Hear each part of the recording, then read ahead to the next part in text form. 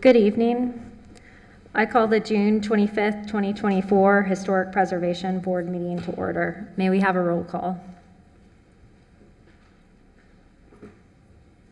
Trent Swift, Present. James Murphy, Present. Kristen Kellogg, Here. Gabe Jarzabowski, Here.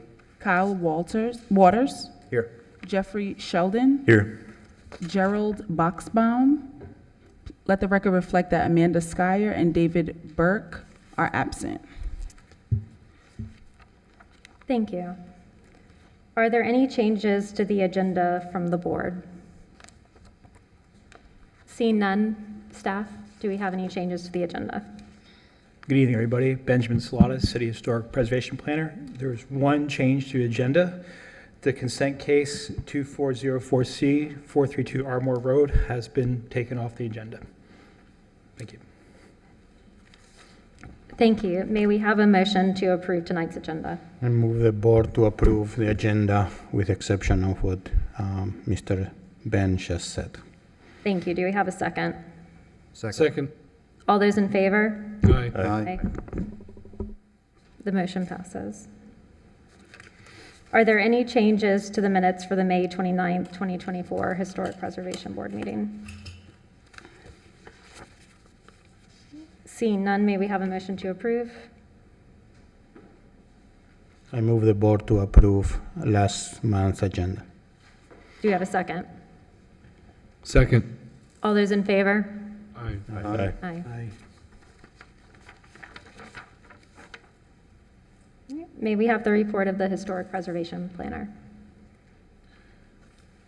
Good evening again. Benjamin Salata, City Historic Preservation Planner.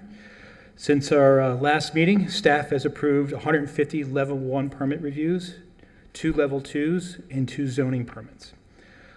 Due to the delay in our plaque delivery, our annual awards is rescheduled for August 27th meeting. We'd like to thank you again for all your submissions. We understand there is a production issue. Ann Hamilton, the Historic Preservation Planner, and J.T. Armstrong, Administrative Assistant, are no longer employed by the city. We wish them their best in their new endeavors. The City of West Palm Beach, along with many other cultural institutions, are a proud sponsor of the National Alliance of Preservation Commissioners Forum Conference in 2024 to be held in West Palm Beach from July 31st to August 1st this year. I encourage every member of the board to attend and share the preservation successes with a greater audience. Our request for qualifications update for the 2005 Design Guidelines deadline submission was May 31st. We have reached out to 3 premier firms, and the proposals are currently under review.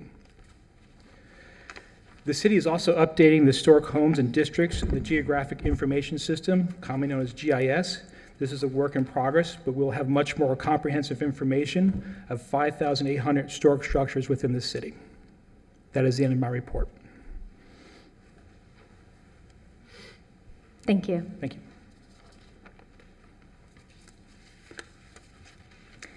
The matters before us this evening are quasi-judicial in nature.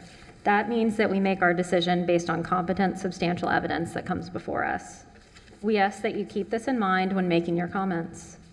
How this works is the applicant will make a presentation of up to 10 minutes, 15 minutes if there is a demolition.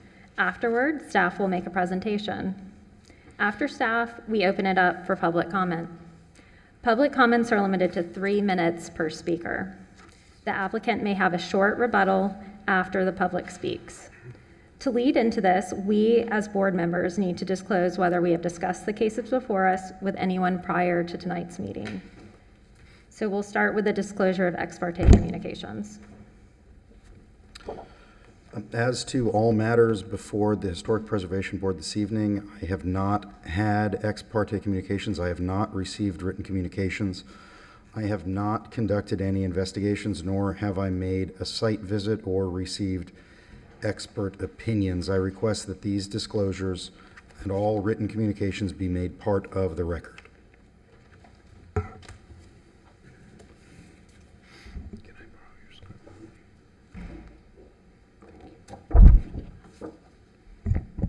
As to all matters on tonight's June 25th, 2024 Historic Preservation Board meeting, I, James Murphy, have not had ex parte communications. I have not received written communications. I have not conducted an investigation. I have not made a site visit. I have not received expert opinions. I request that these disclosures and all written communications be made part of the record. As to all matters on tonight's agenda, I, Kristen Kellogg, have discussed the agenda items with Mr. Salata, city staff. I have not had ex parte communications. I have not received written communications. I have not conducted an investigation. I have not made a site visit. I have not received expert opinions. I request that these disclosures and all written communications be made part of the record.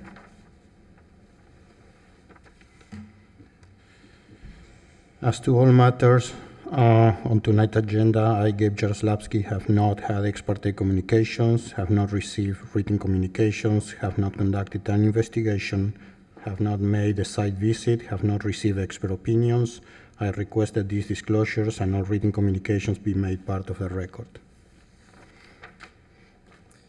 As to all matters to tonight's agenda, I, Kyle Waters, have not had ex parte communications. I have not received written communications. I have not conducted an investigation. I have not made a site visit. I have not received expert opinions. And I request all these disclosures and all written communications be made part of this record. As to all matters on this evening's agenda, I, Jeff Sheldon, have not had ex parte communications, have not received written communications, have not conducted an investigation, have not made a site visit, nor have I received expert opinions. I request that these disclosures and all written communications be made part of the record. As to this matter, I, Gerald Bucksbaum, on this evening's agenda, have not had ex parte communications, nor received written communications, conducted an investigation, made a site visit, nor received expert opinions. I request that these disclosures and all written communications be made part of the record. Thank you. Now we will move into the public comment portion of our agenda. If anyone is here to speak on a matter not on the agenda this evening, now is the time to do so.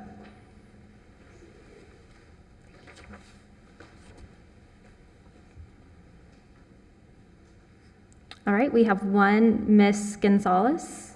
If you could please step up to the microphone. And if you will just state your name and address as well. Good evening, Board. Thank you for taking my comment. My name is Isabella Gonzalez. I was born and raised in West Palm Beach here, and I work with my family who's been here for 3 generations. I'm curious tonight if there's an update on the Harriet Himmel Theater, formerly known as the Old Methodist Church, located in downtown West Palm Beach and City Place, looking to see if we can learn more about the standards of the interior and see who now will be following the standards of interior, if there are multiple staff that are no longer working in the historic planning office. I'm still curious why the board cannot review this within their purview to assist the planners. If the planner and department is so adamant, along with the owner, that the standards are being complied with, then why not have the building historically measured by experts on the board that we have here? Why not allow the board to be secondary or in concert with the planning department to help them ensure that a historically important structure is, safely kept for future generations, since we're dealing with a 98-year-old piece of art. This is not a building that deserves to be unsympathetically viewed, and I still don't understand how the code and the DRI, stop that and interrupt this process instigated since the beginning, because the public and the public concerned citizens in this have been trying to, advocate for the building since the beginning of the renovation process and since the permits have been submitted. The planning department and owner continue to tell the public that the building's safe, keeping it under the standards of the interior, but there's no form to see how this will be done. And the plans that have been submitted say something completely different. So how are we to expect due diligence or any faith on the part of those who work for the government locally here if they won't allow their local historic boards to provide some input and expertise, specifically on U.S. federal department standards of the interior and historic architecture? Why would there be no checks and balances with a building of such high importance to the community? And why can't we kind of have a space to kind of hear how the planning office is really reviewing this piece? I'm not sure if you know, but the arts and culture sectors recently had all public funds cut by the governor. So I'm also curious how the board views safekeeping future historic non-designated or landmark buildings, especially ones with arts and culture use that are so at risk. And this is not unique to West Palm Beach. We see this all over South Florida and in the state. Lastly, I have seen through the new plans that have been submitted for this building, many historic elements are really in question, and the standards of the interior are not being met respectfully. Is there a way the code may be revised in the future to include a historic preservationist expert must comply with the standards of the interior when owners choose architects of record? Maybe that would help in the process. Thank you. Thank you. Mr. Salata, may we have someone from the city staff please speak to Ms. Gonzalez's comments? Rick Green, Development Services Director, and as I discussed with the board last month, Resolution 9-22 approved by the City Commission is what governs the redevelopment of the Harriet Himmel Theater. Part of that condition required that they comply with the Secretary of Interior standards, which we will be following. In addition, they are required per that same resolution to provide a cultural use. Very recently, we asked the applicant to submit a minor amendment so we can have a better understanding of the cultural use. Those plans were submitted last week, and they will be going through a review by my department and our City Historic Preservation Planner, Benjamin Salata. I'll be happy to speak to Ms. Gonzalez off the record if she would like further discussion. Okay, so Ms. Gonzalez, if you can please coordinate with city staff and they can help provide the correct avenue to address the concerns that you mentioned. And Mr. Murphy, did you have something you would like to add? Yes, thank you. So last month's discussion, we had the planning director come and explain the situation with the church site in the Rosemary Square district, and local architect Rick Gonzalez came and spoke basically about other potential landmarkable properties in the downtown area and provided a map. I reviewed the map that his office sent to me, as well as being a downtown resident by choice. It kind of, and in concert with looking through the West Palm Beach Historic Property Viewer and their GIS maps, it jumped out at me that I'm not sure how accurate Mr. Gonzalez's map was, and I don't know how accurate the GIS layer is for the historic preservation properties. But I did start to see some areas that raised in my eyebrow, and that some of the areas outside of districts, like on Clematis Street where I live, the Clematis Historic District is very small in terms of scope, encompassing not even a block. And arguably, as you move easterly towards the water, by one measure, one could say that there's even more properties worthy of at least individual landmark designation, if not a whole district. And I didn't know if there were other resolutions on record, or if there were other regulations, or maybe past actions by the town or policy direction by the electeds, that this board did not pursue other commercial designations of properties in the downtown core. Because just by my, kind of walking view, there's certainly properties that are worthy of consideration, yet on the GIS map, it doesn't show them even being surveyed. Yet I know that the city has a transfer of development rights and a TDR program and conservation districts, so probably the planning department has at least an internal document showing what properties would be worthy of landmark designation. So kind of looking for some direction to see if there's an appetite for pursuing some individual properties in the downtown area, or expansion of other districts. To answer your question, Mr. Murphy, as Benjamin alluded to, we are going through a GIS process right now, which isn't complete, but that's going to be a very detailed analysis of every historic contributing and non-contributing structure in the city today. With regard to historic structures downtown, we've had numerous discussions with property owners. Trinity Church comes to mind as a property that we would love to see designated. The city has historically taken the position that we do not designate a structure as historic without owner's consent. So we typically don't like to do that. So we don't like to force an applicant. We will have discussions.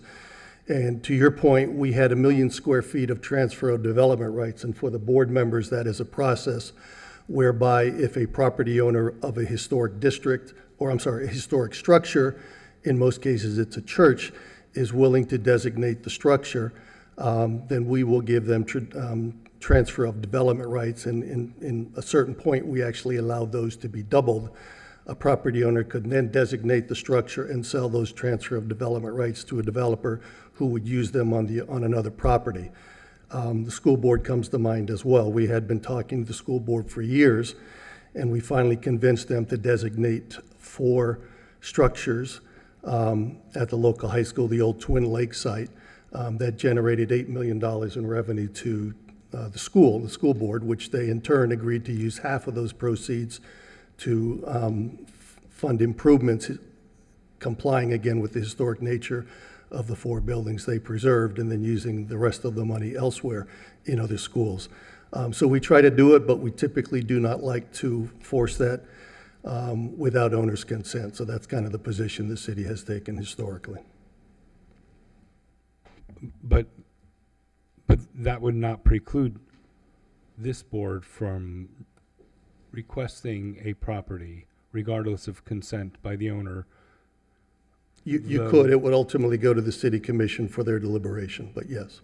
And, okay, great, thank you. Yep.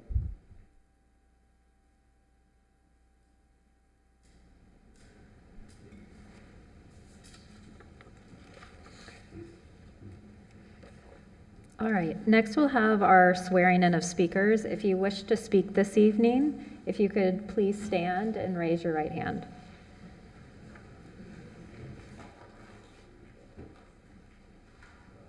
Do you swear or affirm that the testimony you're about to give is the whole truth and nothing but the truth?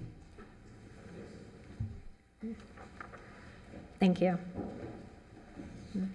And before we move on to our first case of the evening, may I also ask for a motion to appoint Mr. Jaroslawski as acting vice chair for this evening's agenda items? So moved. Do we have a second? Second. All those in favor? Aye. Thank you. The first case of this evening is case number 24-31, 520 38th Street. Is the applicant here, Mr. Salata?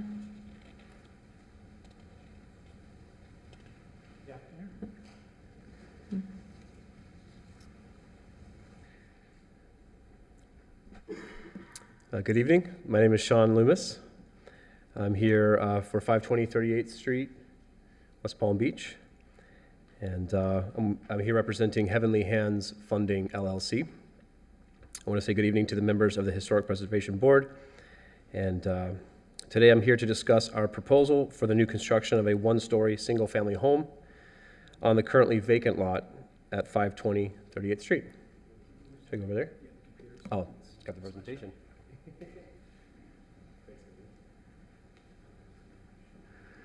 All right. Didn't realize I was in control. Thank you. All right. So as for our project overview, the proposed home will be approximately 1,656 square feet, and it is designed in a framed vernacular craftsman-inspired style. Addressing just the previous feedback we received from the board, the members, we wanted to talk through what we had presented previously on May 29th and the additional information you requested, some minor modifications to our plans, and here are some things that you all specifically requested that we wanted to accommodate. So we have some digital renderings, as you can see. We do have changes to some of the window designs that were recommended. We adjusted the position of the column on the front elevation, there by the door, front door, and we have the heights on the 250-foot linear renderings. And lastly, the identification of the addresses of the photos of neighboring homes. So we want to present to you the updates that we have incorporated these changes and are seeking your approval.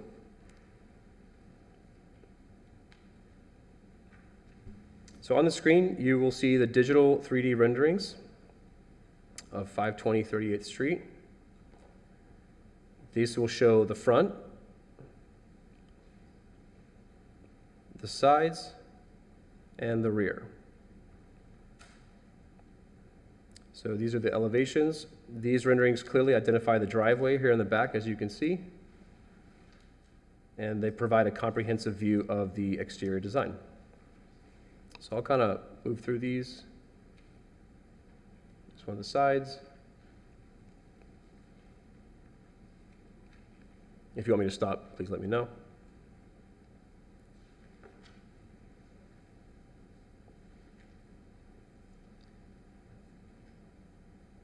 It has the front, the rear, right, and left elevations here on the plans.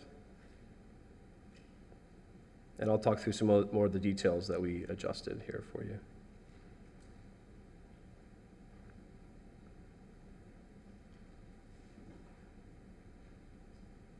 On the side elevation, we adjusted the dimensions of the smaller windows to be more square, and so that aligns more with the historic design aesthetics.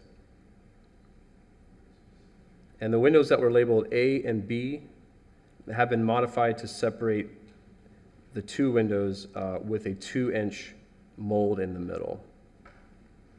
And I can go back to that real quick here.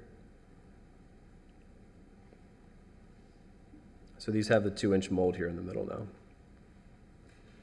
And then you can see the smaller square windows up top on the side elevation.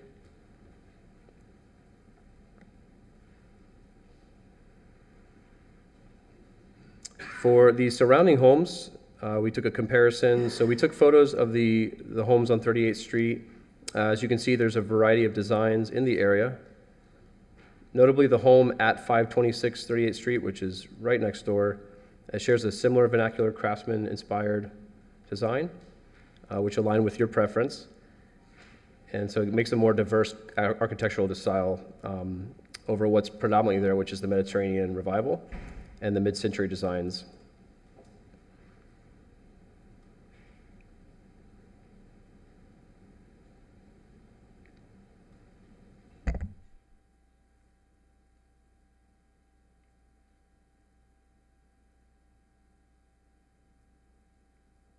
There's 526, which is the inspiration for the lot next door, which we'll be building on with your approval.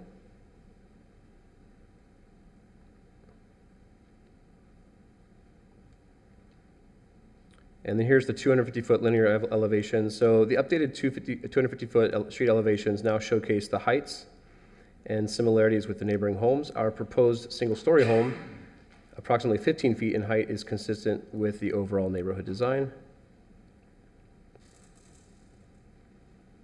And just in conclusion, based on the updated and detailed information provided, we respectfully request approval for the construction of this new single-family home on the vacant lot at 520 38th Street. This lot has remained vacant forever, for far too long.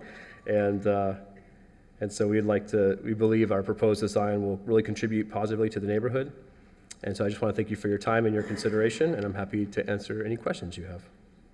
I also have my associate here who might answer more technical questions if needed. So. Thank you. Questions of the applicant from the board?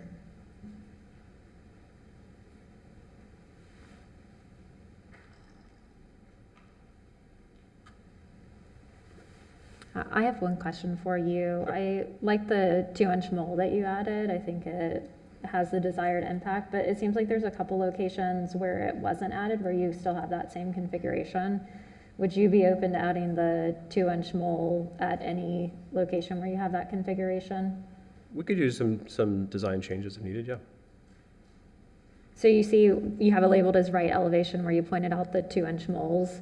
But then if you go to the front and the rear elevation, you have those same configurations, but then there's just like a mutton that separates it instead of the mole.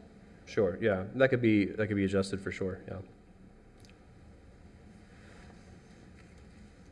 Any other questions? Okay, thank you. Pleasure. May we please have the staff presentation now?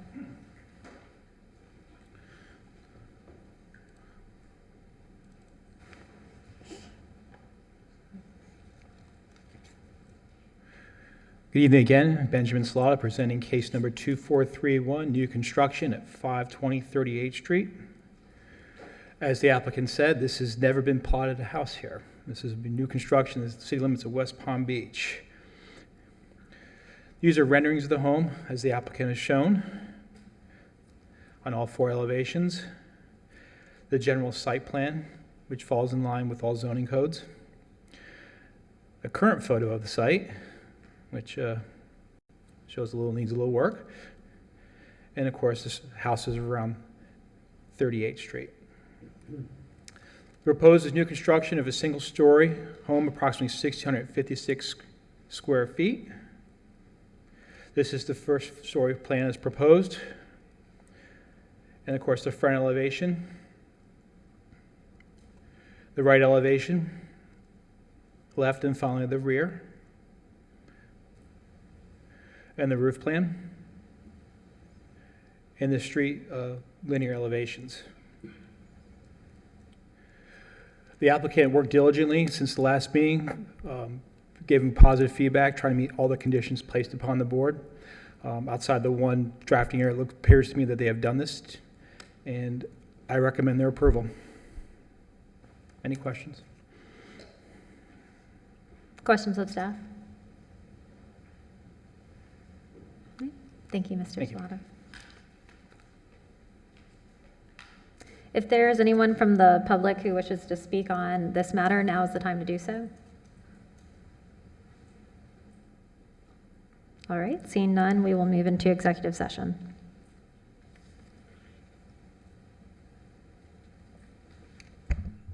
I agree with your comment. Window A should have that 2 inches volume as well. And it seems like the applicant is open to that, so we can make it as a condition to provide a 2-inch mole at locations where that configuration occurs. If there's no additional comments, may we have a motion?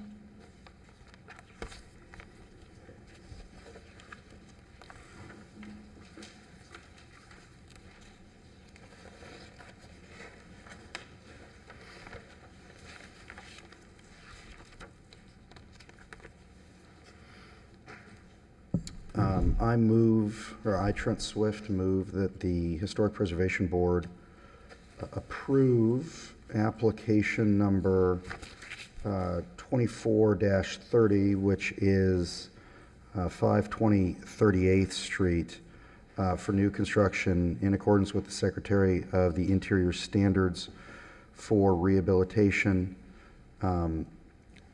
as well as with the following conditions, which is, or I'm sorry, for the record, it should be standards 9 and 10 of the Secretary of Interior's standards for rehabilitation, which states new additions, exterior alterations, or related new construction will not destroy historic materials, features, and spatial relationships that characterize the property. The new work will be differentiated from the old and will be compatible with the historic materials, features, size, scale, and proportion, and massing to protect the integrity of the property and its environment.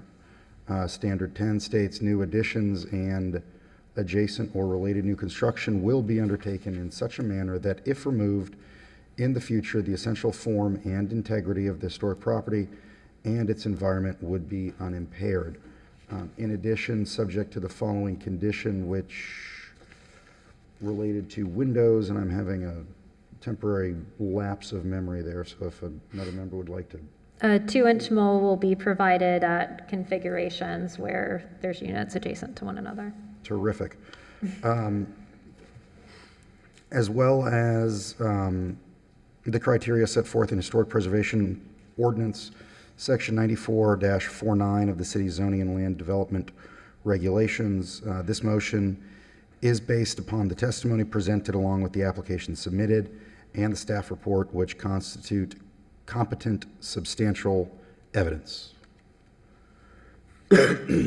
Thank you. We have a motion. Do we have a second? Second. All those in favor? Aye. Aye. Any opposed? All right, the motion carries. Congratulations.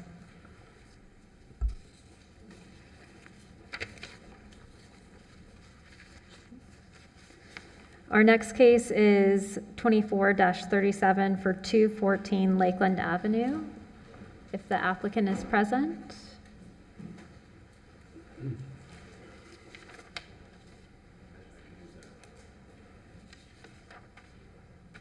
Good afternoon, members of the board. How are you? My name is Daniel Rosenberg. I'm a general contractor working on the project at 214, the property. Homeowner Jacob Scharf is here with us as well, and the reason for our appearance here tonight is we want to request your permission to construct a detached addition to the rear of his property. In the past, they resided back there. It was a garage structure to which we intended originally to expand upon, for which we had prepared drawings, which reflected this expansion, incorporating some of the elements of the garage structure that existed back there. The garage structure, let me go through this. Okay, these are the current pictures of the home in itself, the main structure. This is the back of the structure, the front. This is the survey. How do I zoom into this?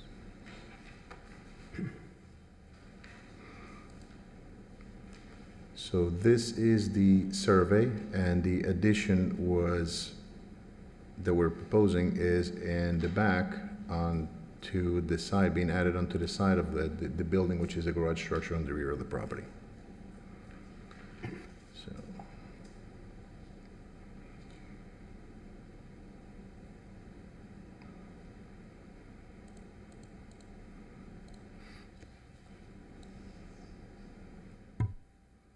Sorry guys, not very skilled with navigating through this screen. But I don't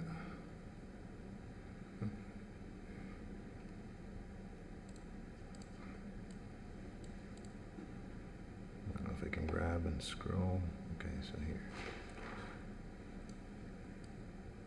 The floor plan, as you can see, shows the footprint of the new structure encompassing the area where the garage previously existed, with a step down onto the existing area. It shows a block wall structure that encompasses the perimeter with new windows. It obviously have a new bathroom. It has a part of a garage area in there, and it incorporates some historical elements of the structure that existed there previously. And to better explain, I gotta locate the pictures. So.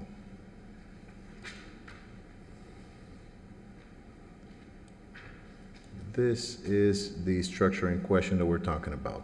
The construction of this existing structure, it was sitting on a flat 4-inch slab, and it's a 2x4 frame structure with 1x wood siding and stucco applied over lath on it.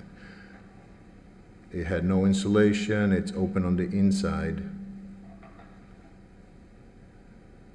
This is the position. The reason for the previous approval that we received was to grant a variance, or to request a variance, because the position of this garage was 3 feet away from the back of the property in lieu of the required minimum 5-foot setback that is needed currently in order to construct something. We no longer request that variance, even though it was granted. We want to construct this addition in this same location, but respecting the new 5-foot setback requested by code for us to do. Nothing has changed in the building structure that was previously submitted as far as design, layout, or anything of the sort. We simply moved it up to be 5 foot away from the previous, from the rear of the property line.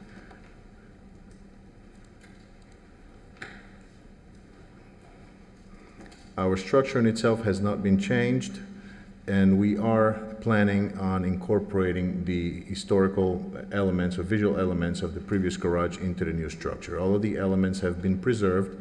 They're currently on the property sitting, and they're going to be incorporated on the face. The items that could be basically salvaged and reused that were not affected or damaged or rotted through time. So the facade, the garage doors, the corbels from the front, have all been preserved to be in order to be incorporated into the structure so it conforms with the main house. A floor plan, nothing has changed from the previous approval.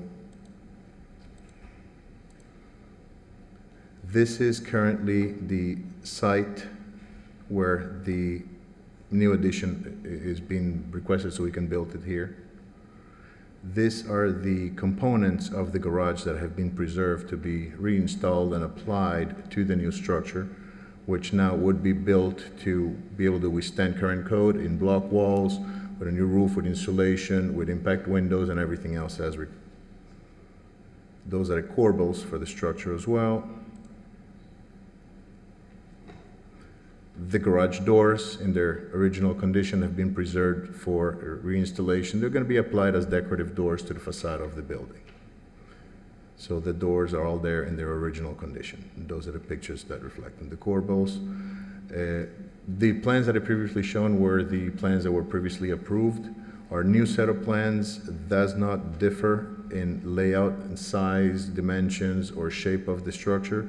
It's simply the roof is low. Okay, so the roof was lowered slightly, and it simply shows in here that the setback is now 5 feet from the back of the property line.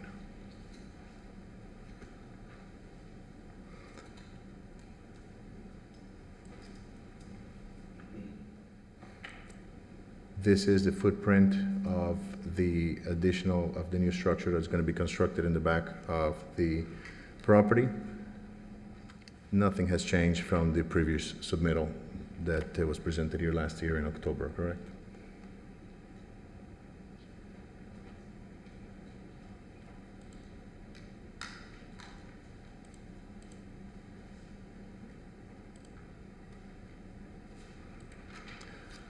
Details, footers, block walls, obviously construction plans, elevation sections.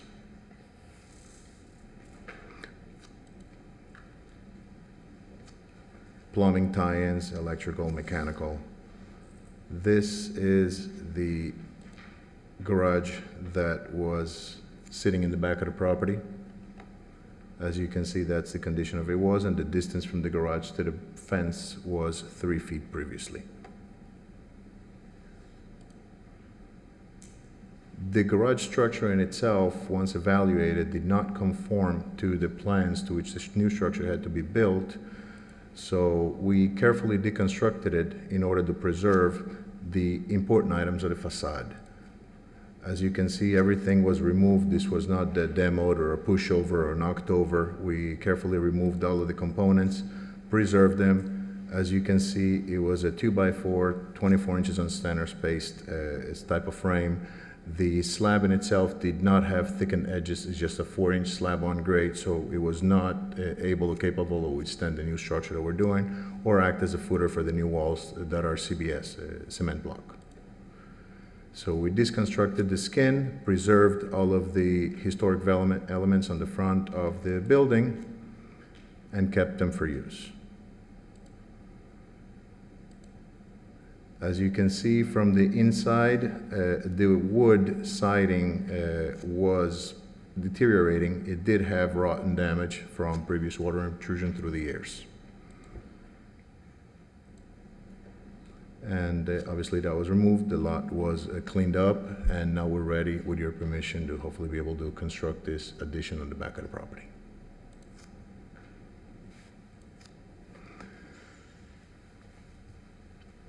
Questions, comments, anything that we can address for the board?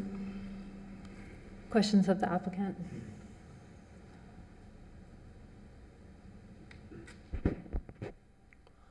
Yes.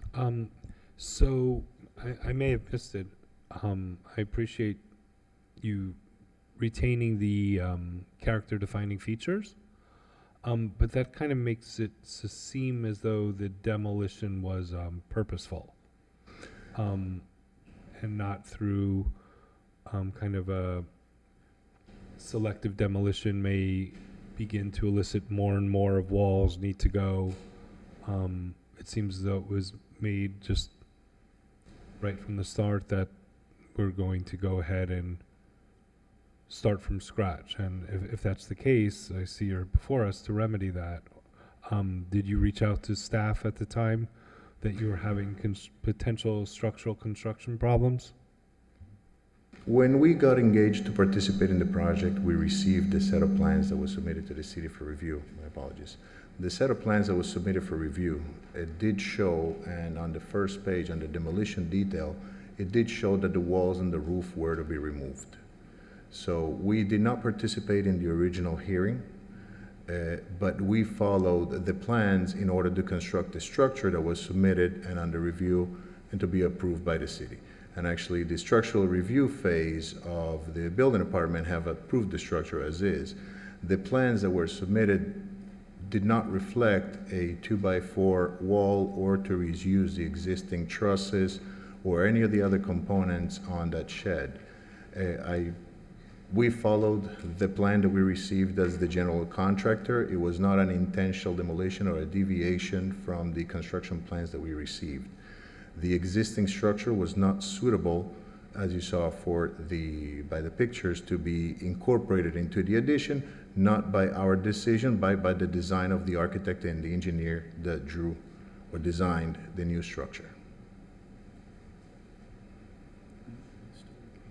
Do you have more to add to that, Mr. Murphy? Yes, all of these plans were submitted to Historic for review at the time, along with your application. And they were approved.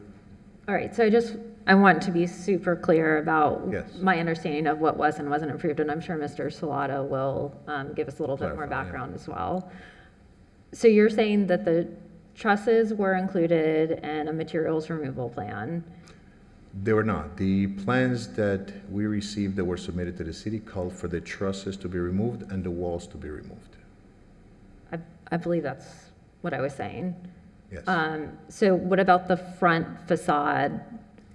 It didn't show a total demolition, right? So you're saying that components were shown as part of the demolition? Correct. And the front facade, if you read the notes on the plan, they stated to preserve the gates, the doors, I'm sorry, for the garage and the items on the facade that would resemble and have the historic, not visual, yeah, but the visual, they'll keep that image. The details of the construction show a CBS, a cement block structure, sitting on a footer that is on grade. So none of that conforms to what the existing structure was. So we removed all of the components of the facade, but the components of the facade are attached to a 2x4 wall. That is not a CBS wall on the proper footer to continue the expansion or the addition to that structure. So all of those visual elements were preserved from the front that were attached to the 2x4 framing in order to be reapplied to the cement block structure that is going in its place.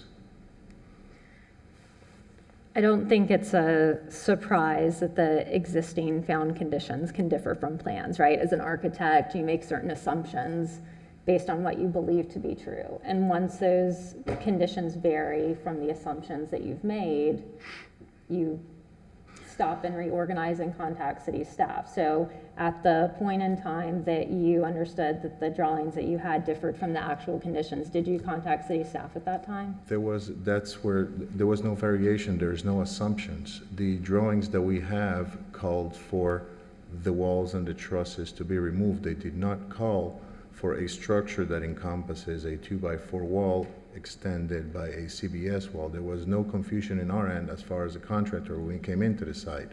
It did not call for the facade structure to remain. The elements by themselves were to remain from what is written on the plans. Let me ask you a question. Yes, sir. Those plans that you are referring to, are the ones that were submitted to the Historic Preservation Board? Yes, sir. Is that the ones that came in? Is that, I'm sorry? The plans that we're referring to are the plans that were submitted to the board. The plans that were approved, sure. Yes. Yeah. Well, and I think there's a differentiation, right? There's a difference between what we approved and maybe the permit drawings. And I Correct. think That we'll is- that need- is what I was we'll going need to. city staff to, And again, my clarify. apologies, I cannot speak for the initial meeting and approval. I wasn't a part of the process at the time. That's why Mr. Well, no, Sharp but is here. let me clarify. The reason they were, can I just, I'm sorry, the reason they were changed, it was years ago, but we had approved, it was 18 feet tall and there was an issue. I apologize. Hello? Yeah, the plans that were approved were for an 18-foot tall roof, and there was an issue with that, but the board had approved it. With more thought, I decided to reduce the roof. Ann Hamilton had said that would be fine if everything else stayed the same. We reduced the roof height to 14 feet. That was the only change. The only change made was the roof height. And that was kind of to, I thought it looked better, but to also appease some neighbors that didn't want it that high. So.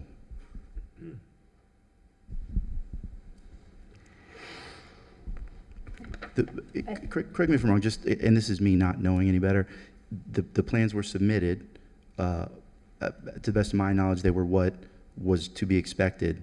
They went through a process with Historic. Historic approved those plans, and the inspector department approved them as well. Historic didn't approve the demolition of a structure. We would never approve a demolition of a historic designated structure. Let me look through the page. Never. Okay. Unless there is a letter from an engineer that, declares the structure unsafe, we there will would be never a, approve. there would be a separate motion, right, for that Correct, there will demolition, be so. two motions, one for the demolition and another one for the renovation or new Yeah, I construction. don't know about motions or any of that. That's. Yeah, and we can have staff clarify some of our questions as well. Yeah, and I'm looking, okay, this detail right here, which is in the first page, I'm sorry, second page of the plans that were submitted originally, here is the detail that I am referring to. It's, oops, here, sorry. Existing and demolition plan. It clearly reads what we read, and it said, existing 360 square foot, existing 2x4 wood frame, so they knew that it was a wooden frame structure. It was not a surprise or an assumption. With stucco finish, existing hand frame roof with shingle roofing. And then the note says existing, oops, sorry. Remove existing roof frame, exterior walls, and foundation sufficient to pour new concrete stem walls, footings as needed, and new concrete slabs. So that note was always present, and you read that, and exterior walls are all of the exterior walls. It does not state except the front or except the side, and it does not call for salvaging or saving the roof structure of the existing structure.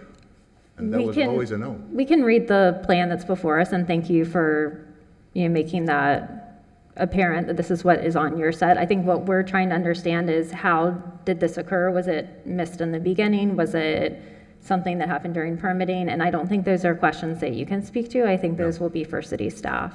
Okay. Point out that this is a code enforcement case as well. Will staff be providing background on that when they speak? Okay, so we'll wait for staff for that. Thank you. All right. Any additional questions of the applicant at this time? Not at this time. Okay, thank you. Thank you. May we please have the staff presentation?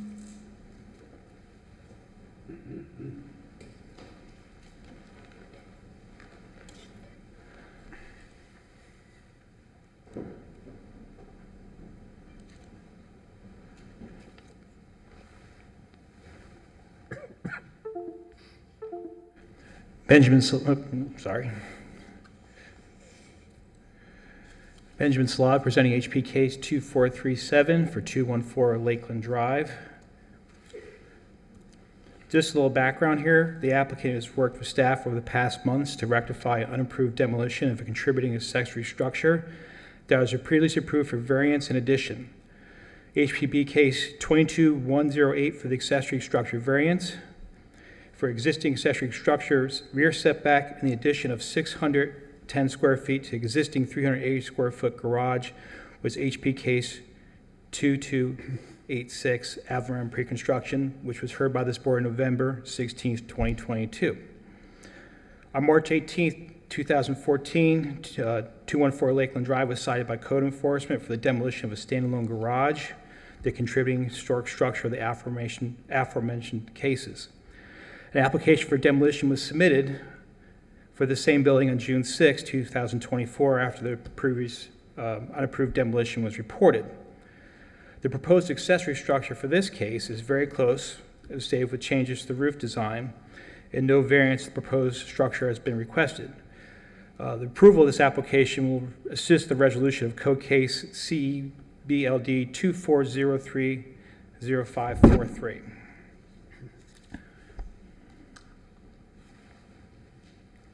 Mr. Salata, I apologize if I missed it. The code situation is what exactly? There's a code enforcement case for the demolition of the structure. That case Okay. number is 24030543, was reported on March 18th, 24. So if there is a code enforcement letter, means that the construction didn't meet the approved drawings, right? Yes. Now, a little about the proposed of the new structure. This is a site plan. And of course, the new building will be within inside the setbacks. These are photos of the current house and the current condition of the backyard. And these are two photos of the previous structure. The request is for 970 square foot new accessory structure. This is the proposed plan and the proposed front elevation, the left, the right, and the rear. And this, of course, is the roof plan. We approve this with certain conditions. One is reduction of square footage of the proposed accessory structure from 970 to 877 square feet, which will meet zoning for MF 20C1. The bracket knee brace is constructed of real wood, not a design resin or foam mold. The windows must have 4/1 mission style grids and a real wood veneer on the proposed garage doors. Any questions? Thank you, Benjamin. Is the 877 square foot number baseline zoning, or does that include some form of incentive? It includes the bonus for the accessory structure. It includes a bonus? Yes. What would it be without the bonus? 10% less. So 10% less of 877 square feet? The special exception is 94-85DE. So 10% less Yes. of 877? Or did you take the 10% less to get from 970 to 877? 877 is with the bonus. Is with the bonus? Yes. Does that bonus have to be vetted through this commission? It's in the code, so they're eligible for it, yes. Mr. Salata, I believe that just to further answer your question, Mr. Murphy, I think that unless it's a special exception, it's not actually the purview of our board. It's what Mr. Salata is saying, it's built into the code. Is that correct? So Correct. this isn't a special exception, it's just a bonus. It's a special exception in the code, yes. Oh, it is a special exception. With green bonuses or any type of. So are the special exceptions then subject to, yeah, okay, sorry. I thought it was a bonus, but it's a special exception. I think I have to defer to law to answer that one. Melissa?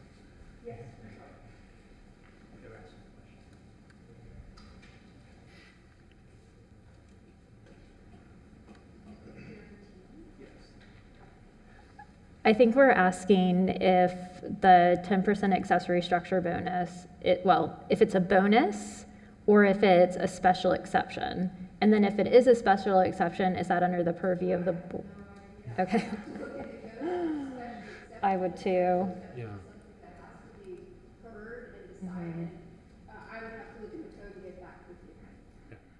Thank you. Yeah, I struggled with it, hence my question. I can pull I it have an up. opinion, but that means nothing. Okay, thank you.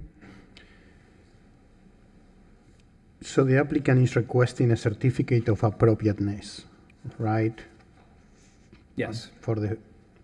Can you explain to the board what that means? A certificate of appropriateness, would this be an appropriate structure to add to the historic property? That's pretty much the gist of it. It Doesn't have any tax It's the title of an exemption. application. It's not an ad valorem application, or ad valorem tax exception or anything? There's no other ad valorem, there's no variances, there's nothing special on this. It's just reconstruction of a new detached garage.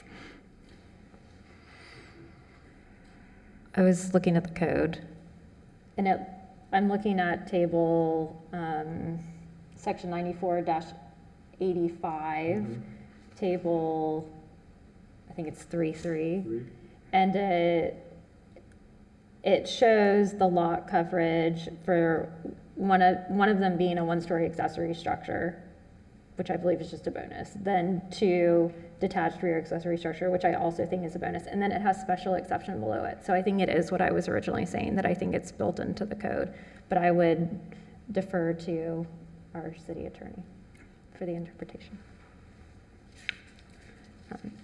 And Mr. Salata, I apologize if I missed this while I was looking for that part of the code, but have you looked at the originally approved drawings that the city has on record in terms of what this board had come before? Yes, I compared them. The floor plan is almost identical. The one change that was the roof line pitch, which we discussed in our meeting with the applicant. And was there a materials removal plan that was part of that application? No, most of what was presented tonight was new to me. Okay, and for the permit plans that you have on record, was there any kind of a demolition, like the image that the applicant pulled up, that he said that was part of the drawings that he had received? Had you ever seen that in the I have permit not drawings seen you a have a record of? approved demolition plan on this building. Okay, thank you. Are there any additional questions of city staff from the board? Okay. Thank you, Mr. Salata. All right, and now is the time for public comment on this case. We do have one comment card, Ms. Knott. If you'll come up to the podium and state your name and address. Thank you. Good evening, Board. Kathy Knott, 215 Walton Boulevard in West Palm Beach. I think there were also some letters submitted by some of the neighbors. I don't know if they're going to be shared or with the board, but I don't have them, but I know that they were submitted. I did receive a letter from about the hearing, and it specifically said that it was in addition to the existing garage structure at the rear of the site. This is something that I received in the mail, I think a week and a half ago. And so I was just trying to understand how something could be demolished, even the slab taken up, and what precedent that sets for our neighborhood as a whole. My home is historic, and I've had to follow all the guidelines that you guys have put in place, which I respect. That's what's keeping the neighborhood looking the way it does. And my concern is if people are allowed to demolish things and just put up new structures, does that set a precedent? And then my other question was, I only saw the plans that were shared that you guys saw, I think it was 2 days ago, and it did look a little bit modern with some of the windows compared to what is going on with the other homes in the neighborhood. And like, I've got rotting windows and things like that, and it's just trying to understand how things get approved when we're trying to just hold on to the historic authenticity of our neighborhood. That's really all I had to share. I'm sure there were other things in the letter that I don't know anything about, but those were just my concerns. Thank you for your time. Thank you. Now, we do have 3 letters, but before we move on to those, is there anyone else from the public who wishes to speak on this matter? All right. Mr. Salata or Ms. Anderson, we have 3 letters. It looks like they're letters of objection to this case. How should those be handled? Do they need to be read into the record, or do we state that we have 3 letters of opposition in front of us that have been printed for our records?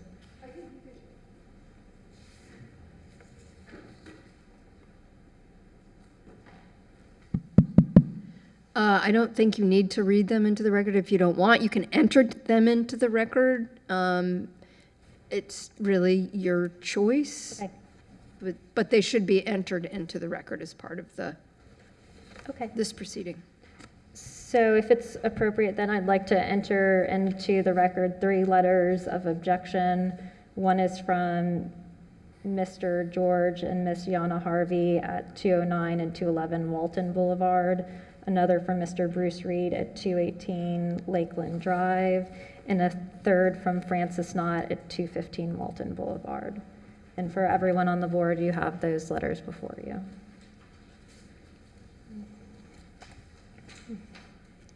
All right. The applicant may have a rebuttal if they choose to do so at this time.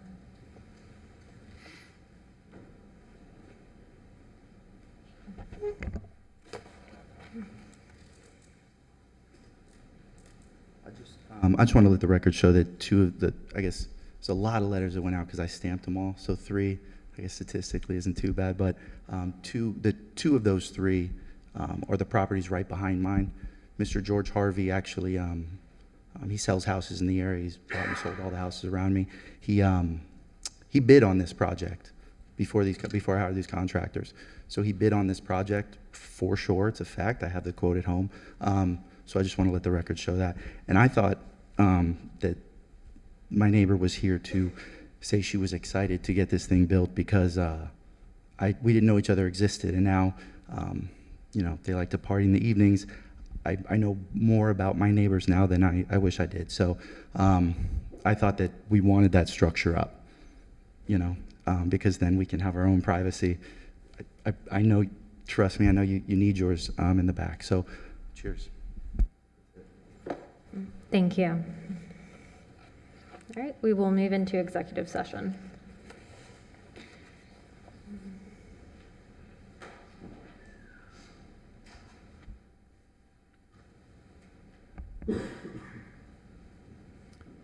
I can start. I remember this project well. I also think the record would show that I think I was the sole dissenter on the vote for the appropriateness as well as the variance. For reasons for the variance, I didn't believe that there was a hardship shown, and for the appropriateness, I thought it was overscaled. I'm glad to see that both of those issues that I had at the original application have been theoretically resolved today. The variances are no longer being requested, and the height has been lowered. I do still think that the project is too big for an accessory structure. So I'm not sure if we can get an interpretation by Ms. Anderson about the granting of the special exception above and beyond the minimum. But at first pass, I would be supportive of the application bearing executive session at the minimum allowance of what this structure could be. I wouldn't be supported any incentive or special exception or bonus if that is our purview. I think it should be reduced.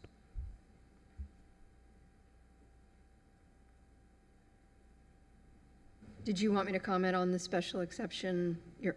So I'm looking at that at 94-85, and it appears that, and Ben, I may need your help with this because I'm not familiar with the details of the case per se. So which of these would apply? That's the table, but, okay. But see that here, the percentage right here. Well, can you look a little bit? Uh-huh. It's right. It's hard to read on the stupid thing. Can you maximize that? Sure.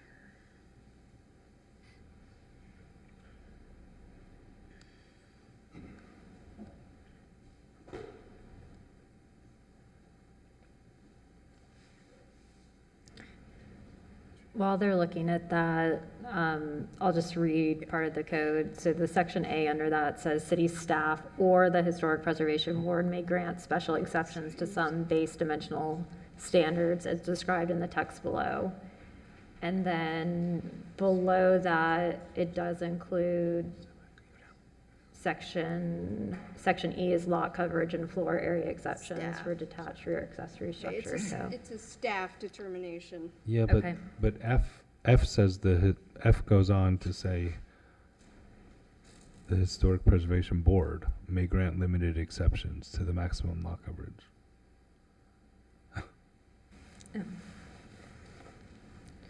And the chart shows that falling in HPB.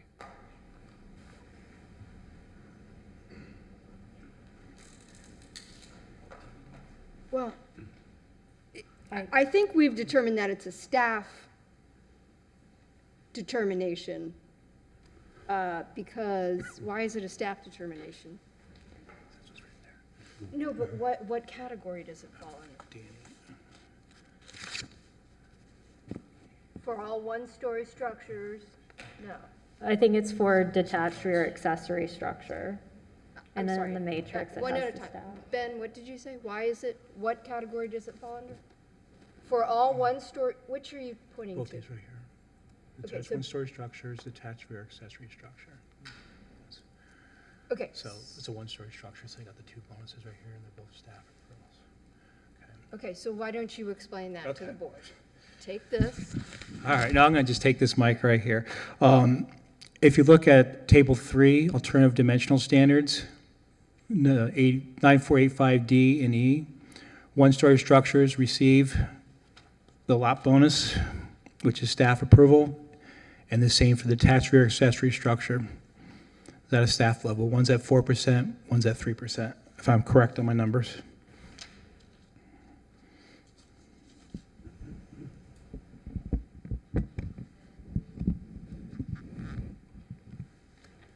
Is the board in agreement with that interpretation? Can we move on, or? No? That's how I've traditionally understood it.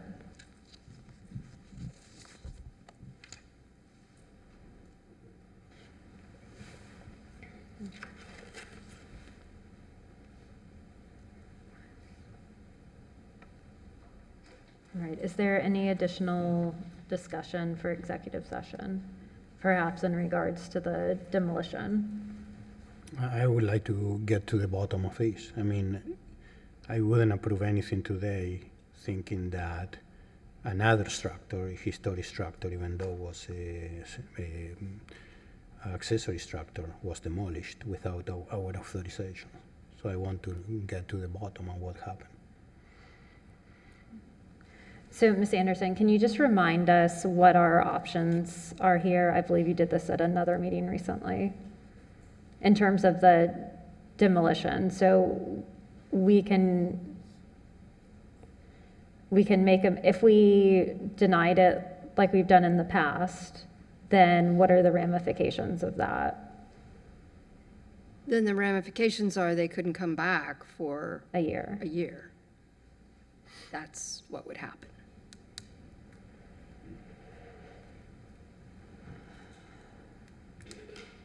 I'm trying to remember this is not the first time we've dealt with this, and I'm trying to remember, I know cases aren't precedent setting, but what we've historically done to handle this. Oh, okay. Or it's a, So I think what the director of planning was pointing out to me is to help point out to you that there is an ongoing code enforcement case. That case is going to be ongoing and be determined regardless of what happens here. So your determination, we have been in this context before. I think your role is to look at what the applicant is asking, to take the circumstances under consideration, and to make a decision. You can certainly take into account the fact that there's an ongoing code enforcement case. There may have been some bad actors here, but in the end, the code enforcement case is going to resolve all of that and may include fines. So I don't think it's your job here to try to punish the applicant. I think that there is an avenue that's already being taken to do that, but certainly it's going to be part of your consideration, so. Okay, thank you for that.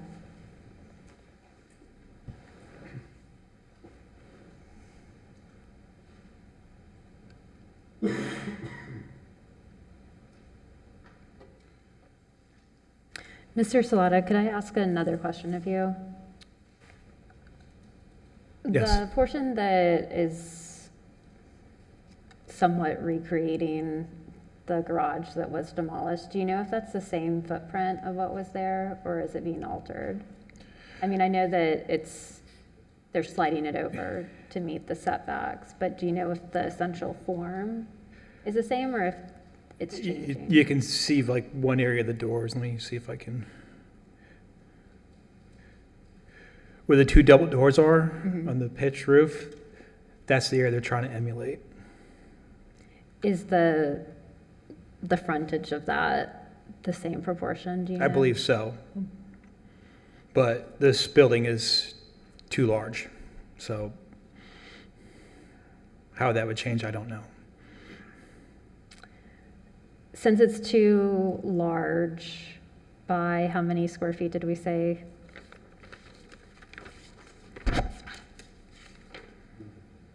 I'm just wondering if this is something we should see back to see what that reduction looks like instead of approving it as Yeah, it's conditions. approximately I'd like 93 feedback. square feet. How much was that, Mr. Slaughter? 95? I'm sorry. Yeah, 93. Okay, thank you. Sorry.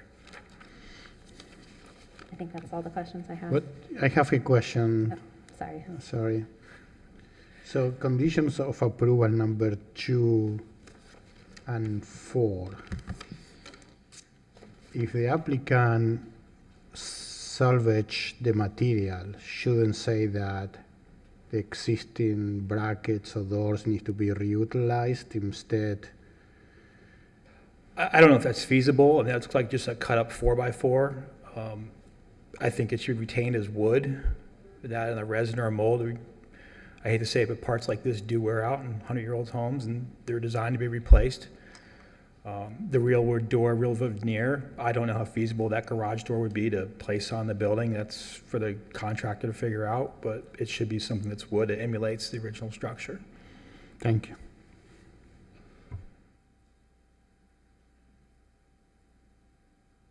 Any other questions of staff while we have Mr. Slaughter up here? All right, thank you.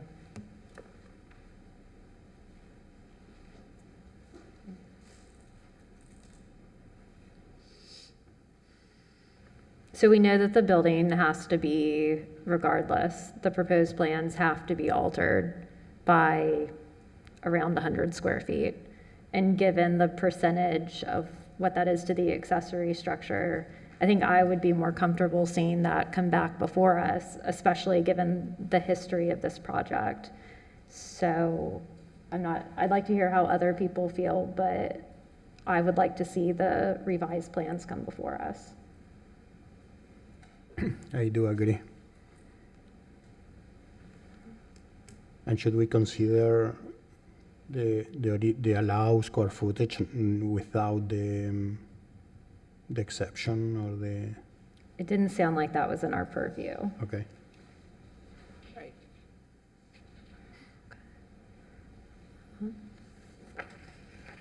If there's no other commentary, could we have a motion or try a motion?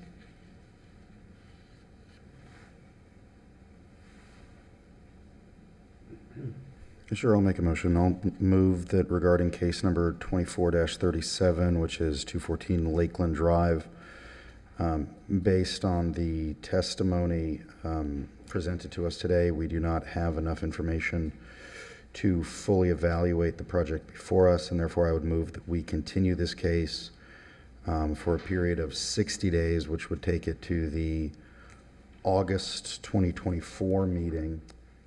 unless anybody thinks 60 days is not enough time.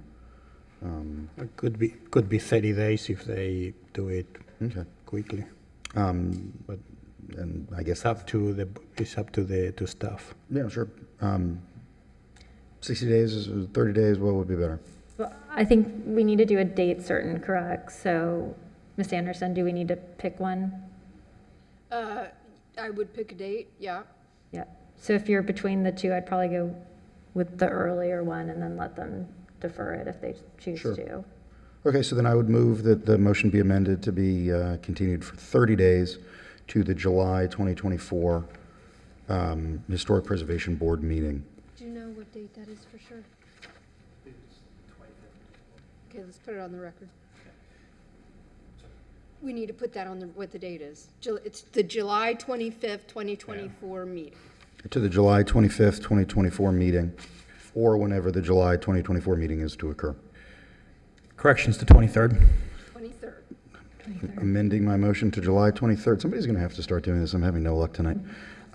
July 23rd, 2024 meeting, or whenever the July 2024 meeting occurs. All right, thank you. We have the amended motion. Do we have a second? Second. All those in favor? Aye. Aye. Any opposed? All right, thank you. We will see you next month.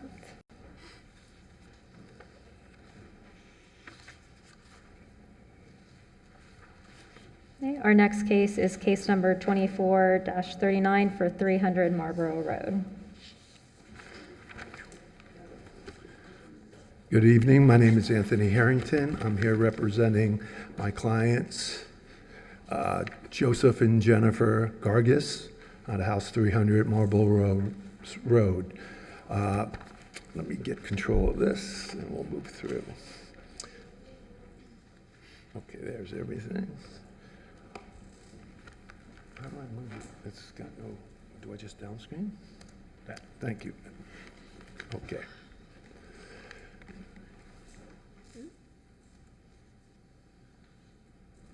Okay, so this property is located as shown on the maps. It is in Prospect Park South. Many of you might know the location right off of Olive, on the corner of Olive and Marlborough. So it has been there since 1940.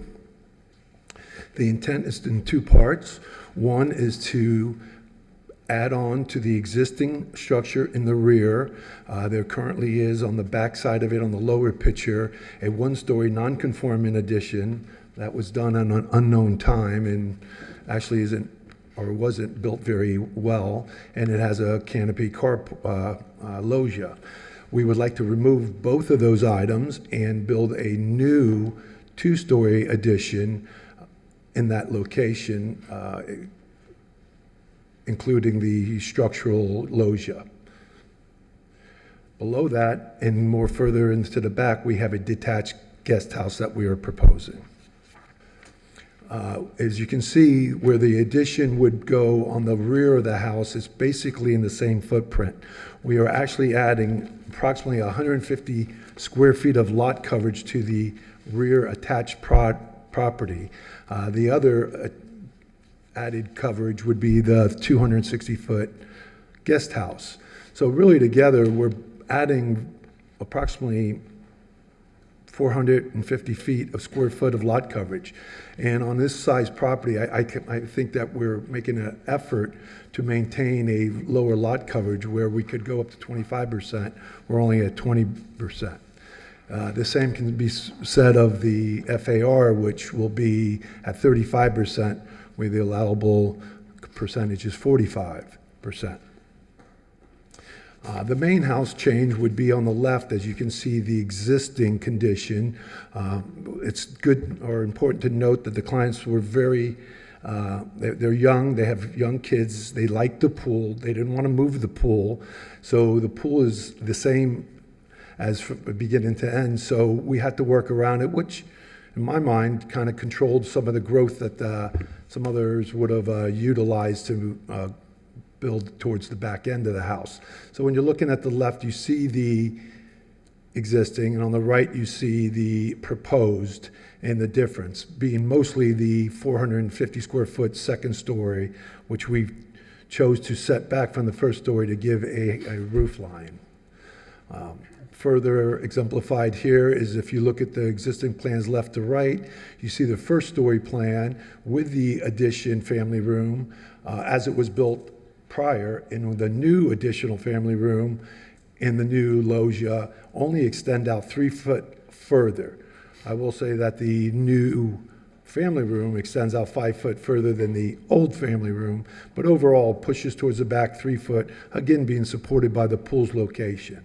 The second floor to the right obviously was no second story, but you can see the growth is really all on the first floor, with the addition being just the 480 square feet upstairs.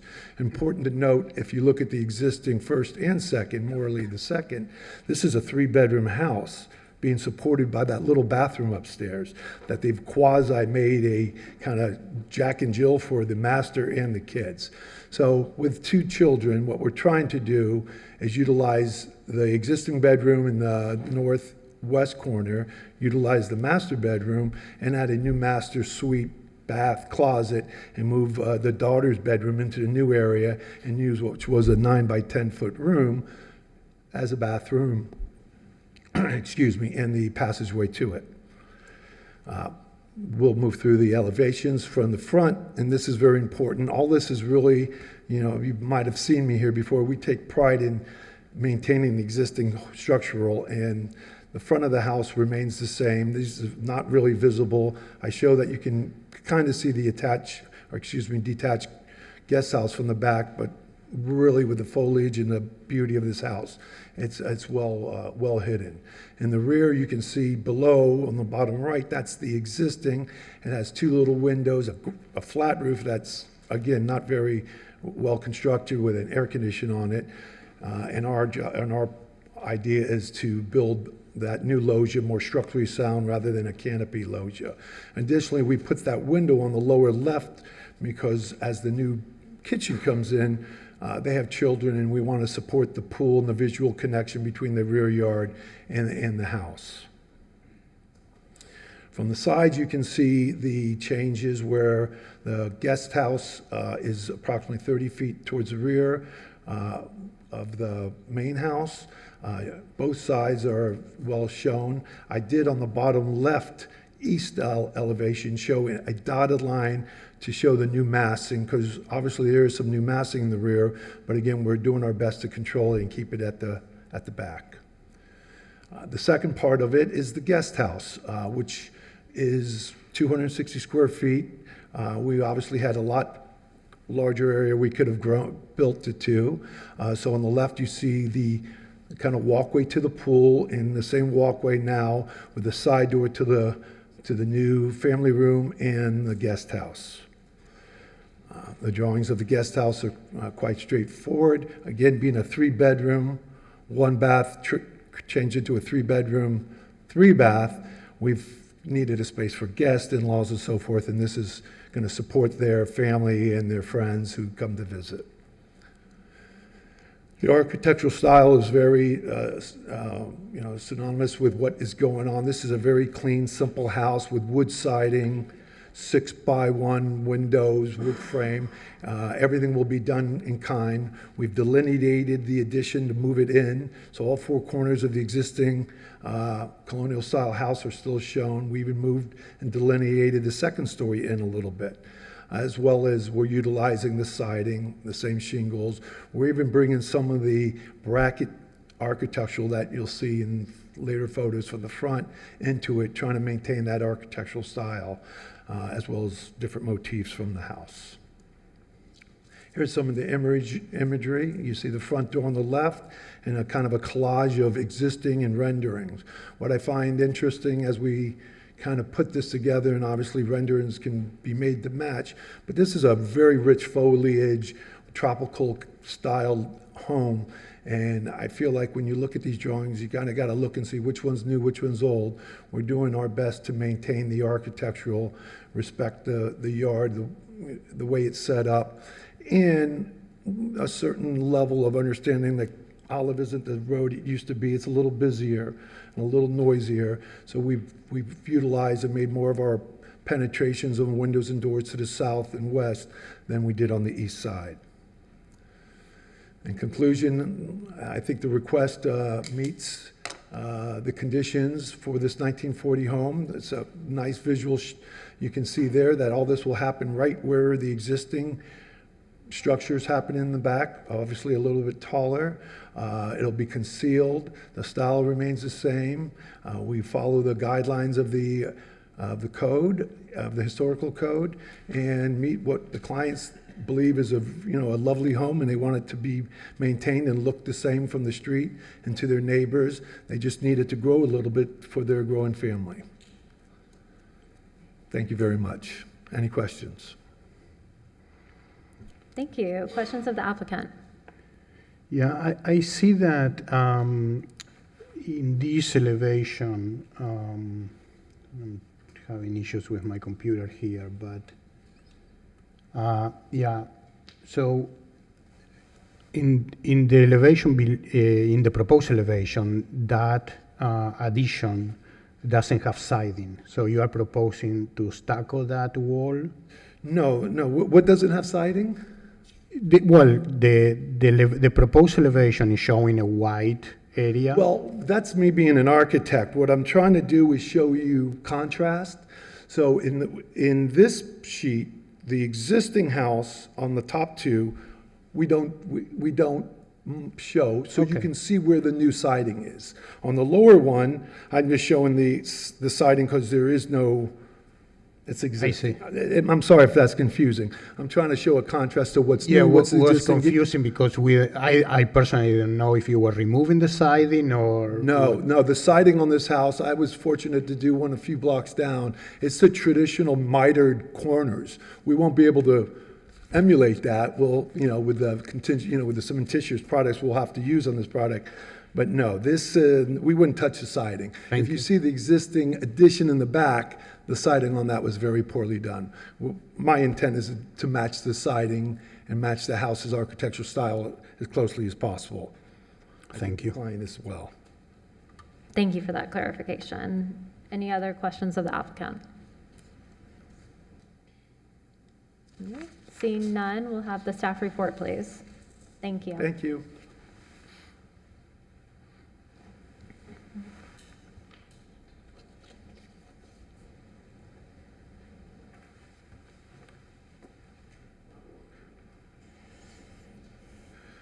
Benjamin Slaughter presenting HP case 2439 for 300 Marlborough Road.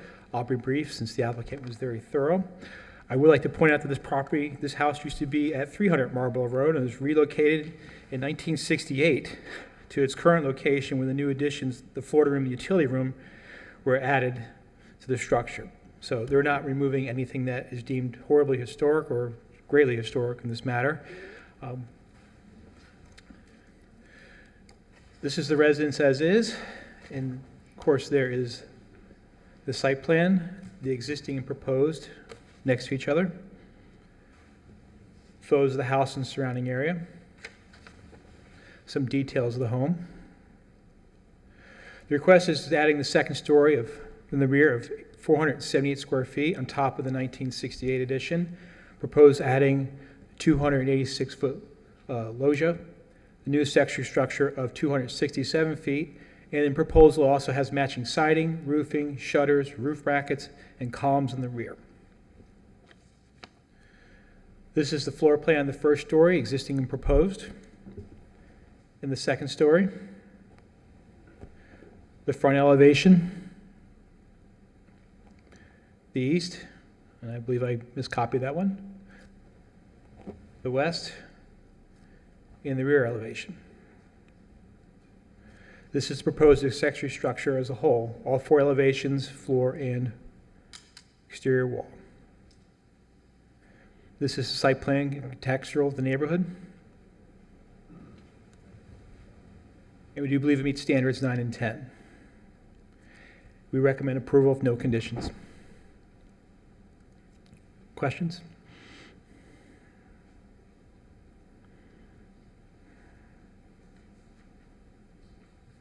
Thank you. Thank you. Is there anyone from the public who wishes to speak on this matter? All right, seeing none, we will move into executive session. I think that is a very nice addition that complements the existing house and nothing to say about it, in my opinion. Yep. I agree. It's very respectful of the historic structure that's there. It meets the Secretary of Interior standards as well as our compatibility standards. And I think it was a well-done execution. And I adore this house, so I'm excited to see it continue to be maintained in this way. So without delay, I want to make a motion. So I move that the Historic Preservation Board approve application number 24-39 on 300 Marlborough Road for ad valorem pre-construction additions, new accessory, in accordance with Standard 9 and 10, as set forth in Section 94-49 of the City Zoning and Land Development Regulations. The motion is based on the testimony presented along with the application submitted and the staff report, which constitute competent substantial evidence. Second. All those in favor? Aye. Aye. Any opposed? All right, the motion carries. Congratulations and thank you. Our next case is case number 24-40 for 315 Marlborough Road.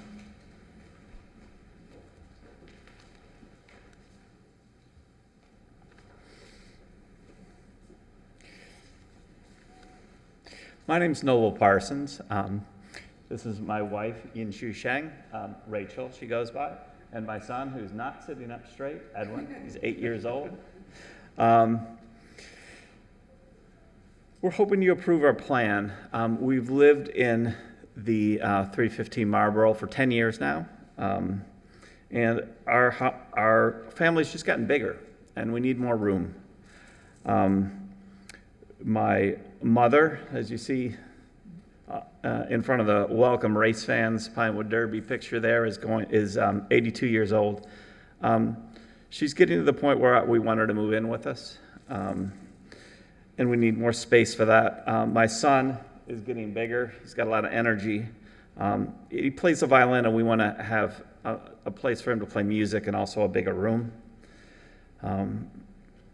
Our family's active in the community. My son plays baseball over at Phipps Park. He plays the violin at Palm Beach Public. He's in the Scouts. I'm his den leader. And we believe in giving back to the community. My son is in a program called Symphony for Seniors. He goes to, this summer, he's been going to local nursing homes and playing the violin. The reason I bring this up is that we want to have our life here in this home, and we want to grow with the community. We're not here asking for some more square feet so we can increase the investment potential of our house, so we can increase the value of our house. We're asking for more square footage so we can accommodate our growing family, so we can have my mother age at home. Thank you.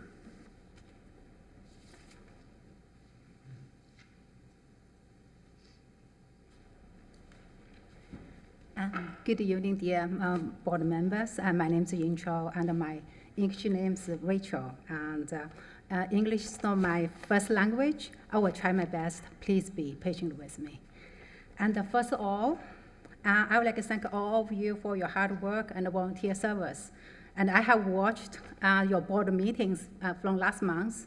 It's 3 hours long.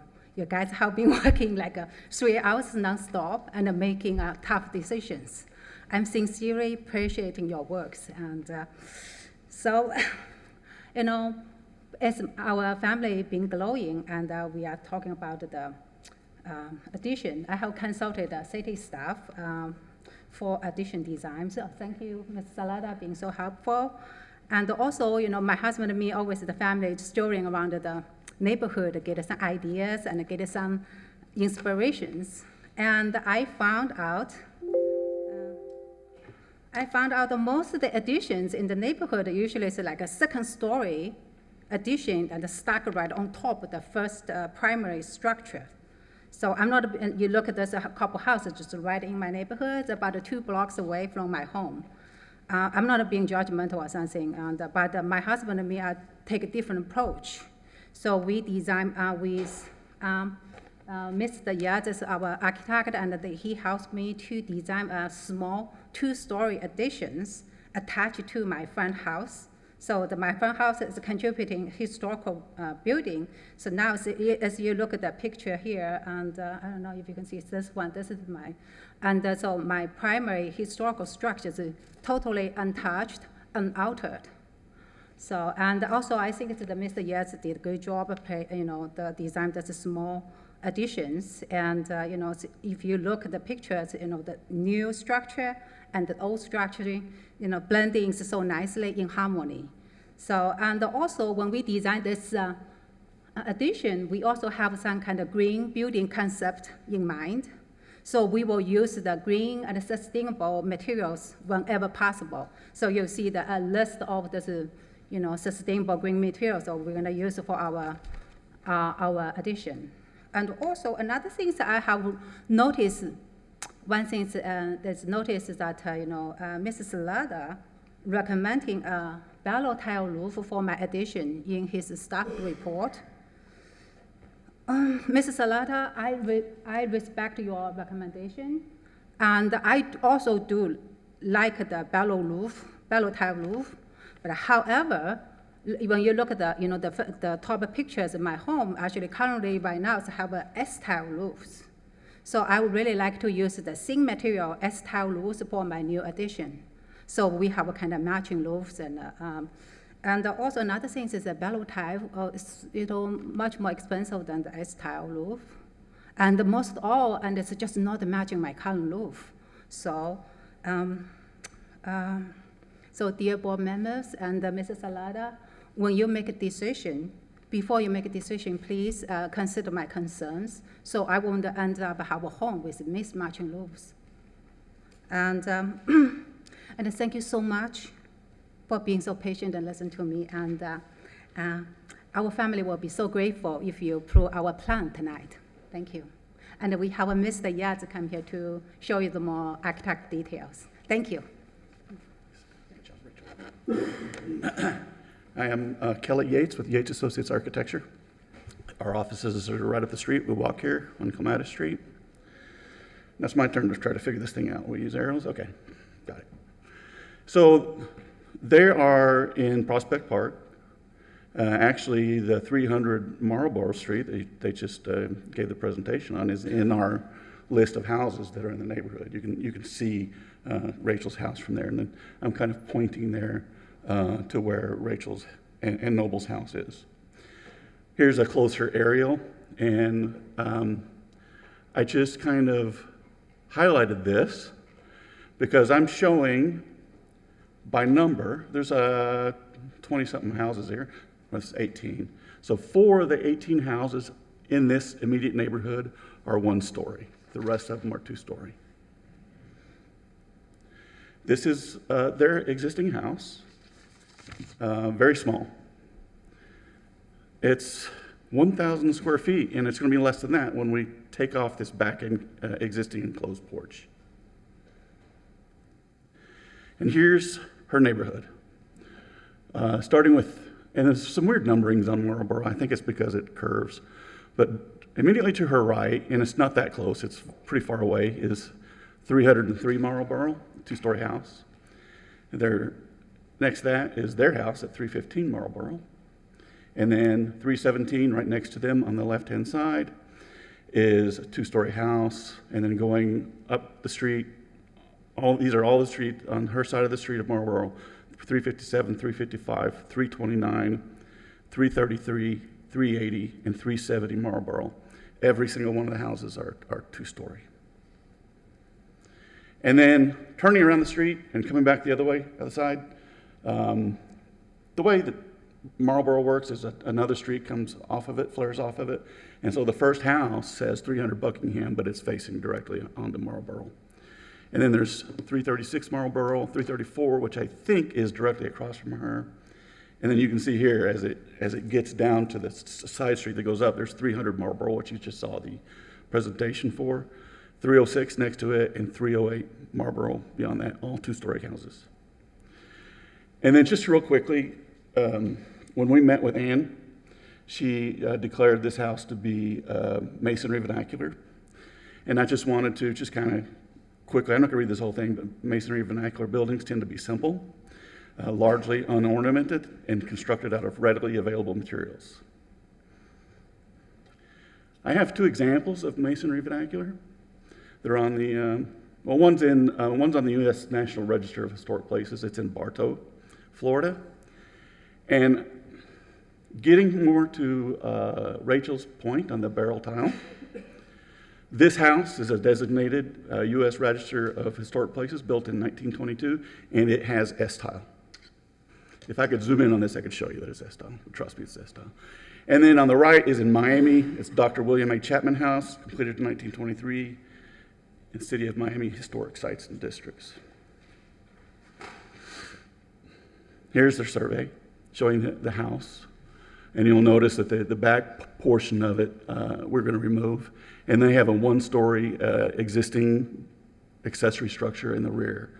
And they all have the same roof. Going back to her point on the barrel tile, if she has to build a new addition with barrel tile, she'd almost have to put barrel tile on all of these structures so they would match. Otherwise, they're going to be mismatching.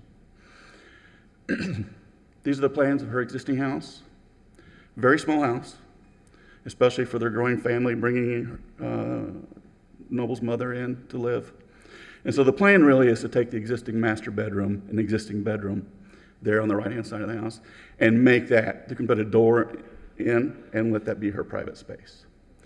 And then they'll have the existing kitchen, the existing dining, and the existing living room unchanged, removing the existing enclosed porch in the back, and building out from there, going through the existing opening in the dining room.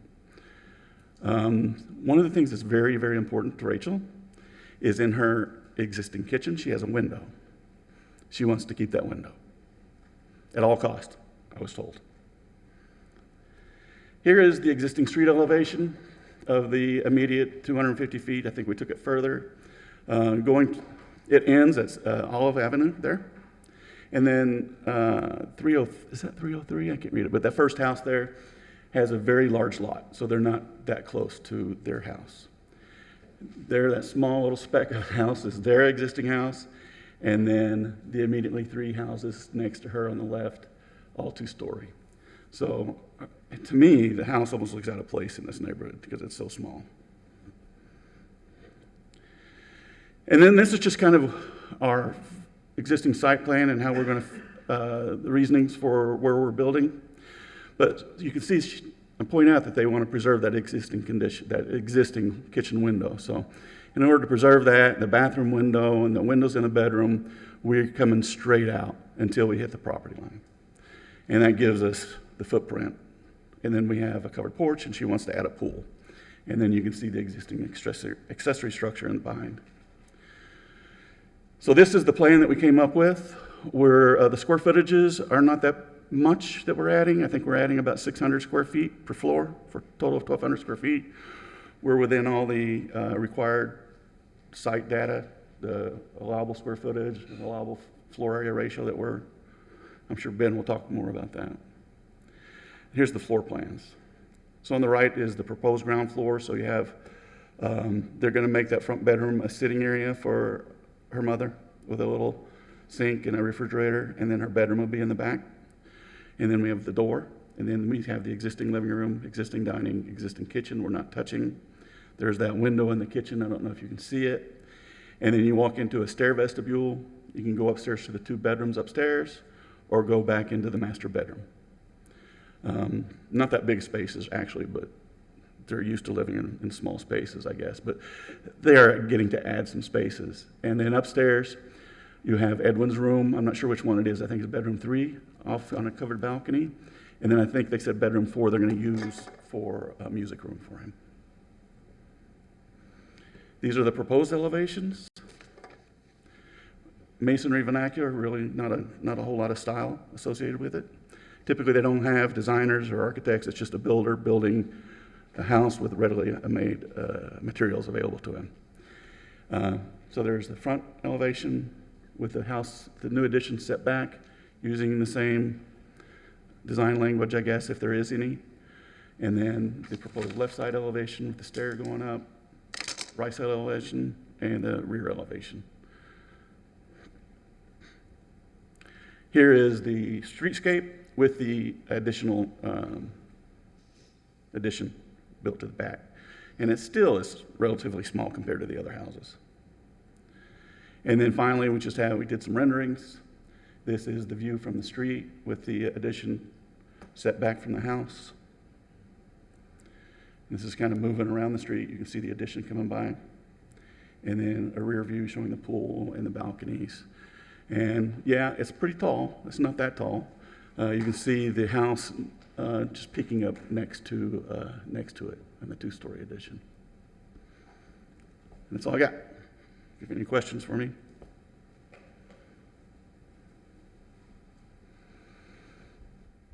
Hi, yes, thank you. Do you have any photographs of the existing porch in the rear? The existing porch is a aluminum structure that was added to the house. It's got a metal roof on it. I have pictures on my office, but there's nothing historically significant about it.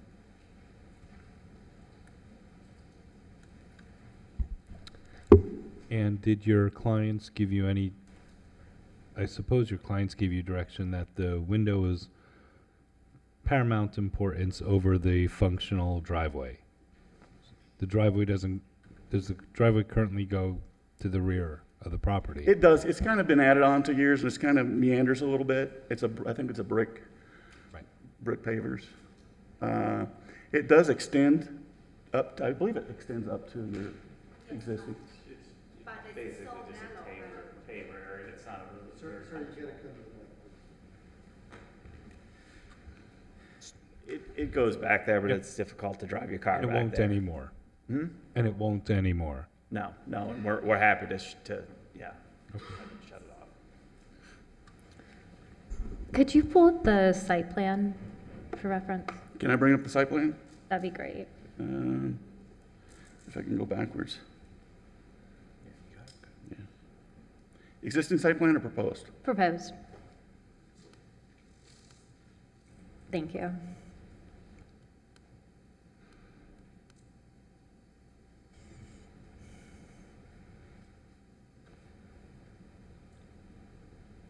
Additional questions of the applicant?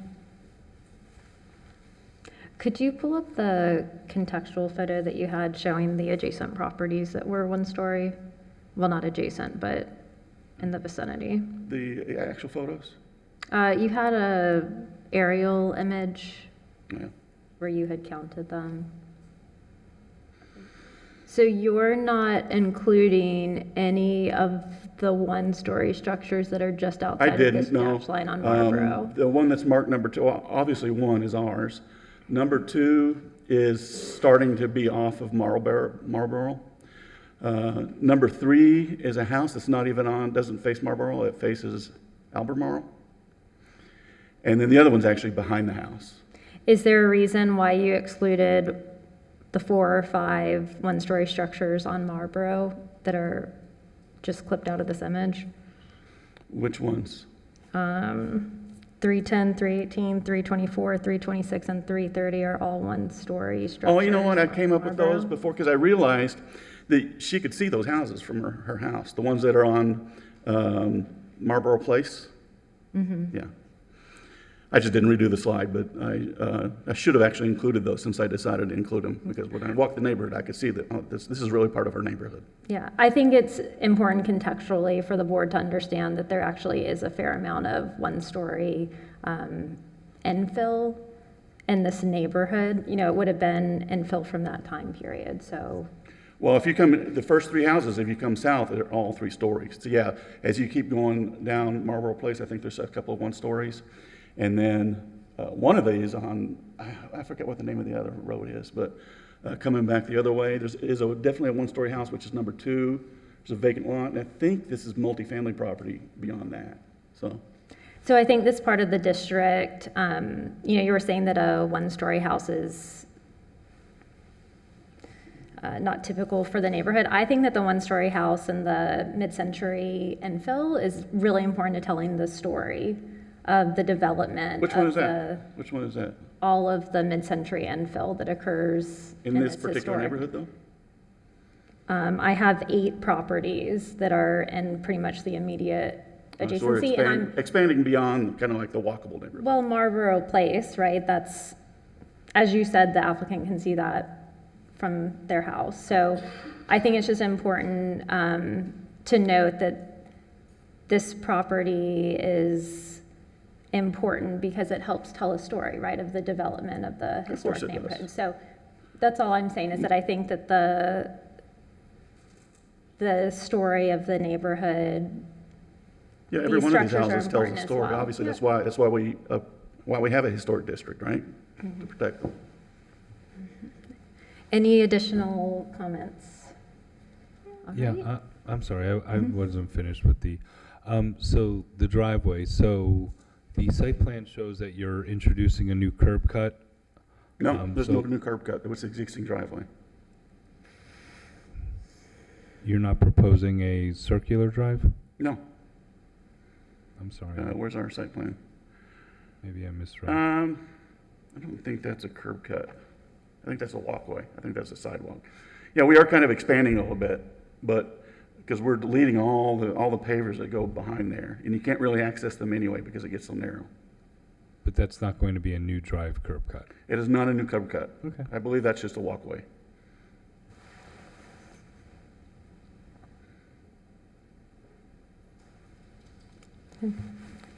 Sorry, I didn't mean to cut you off there, Mr. Murphy, earlier. So regarding the 2 conditions of approval, my understanding is that number 1, which is the barrel tile, you don't agree with that? There are 2 It's not that I don't agree with it. If you're going to put barrel tile, which is 3 times the cost of concrete tile, and one, we have a hard time with hurricane codes with barrel tile, clay tile, because of the way it's attached. And, we have to design for 175 mile an hour winds now. And if we're not touching the existing house, original roof. We're going to tie in a little cricket back there to keep the water off, but that's it. So we don't want to replace that roof. And I don't have a close-up image of it, but it's an S-tile, but it looks, your traditional S-tile kind of got a flat. This one has got a full round, but it's still a barrel tile look, but it's an S-tile and it's concrete. What about the condition regarding the windows to match install? Ben, I think you found that they had done a window replacement in 2015 or something like that. And they're just basic windows. They're like PGT windows. There's no mullions. They're just clear pane glass.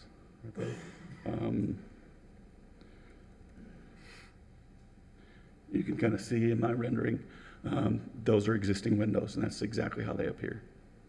And then we're matching these windows exactly in the new addition. Thank you.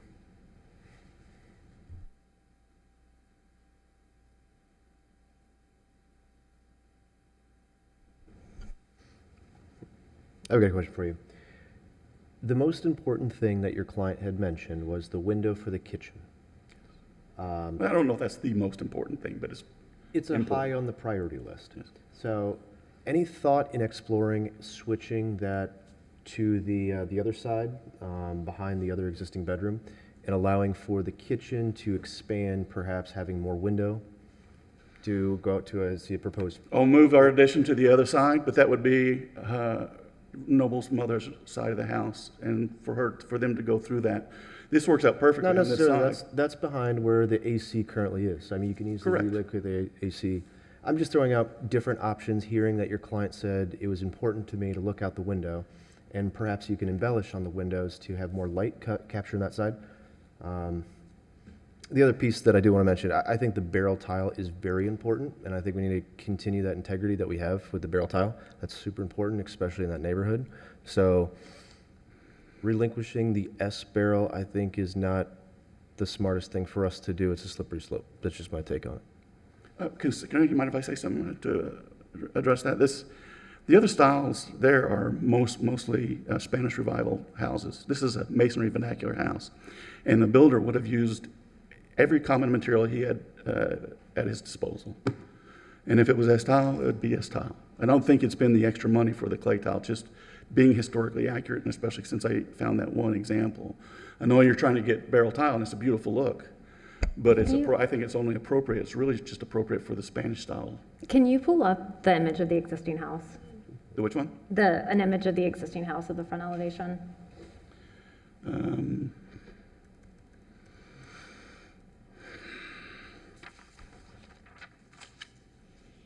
I have the actual image somewhere.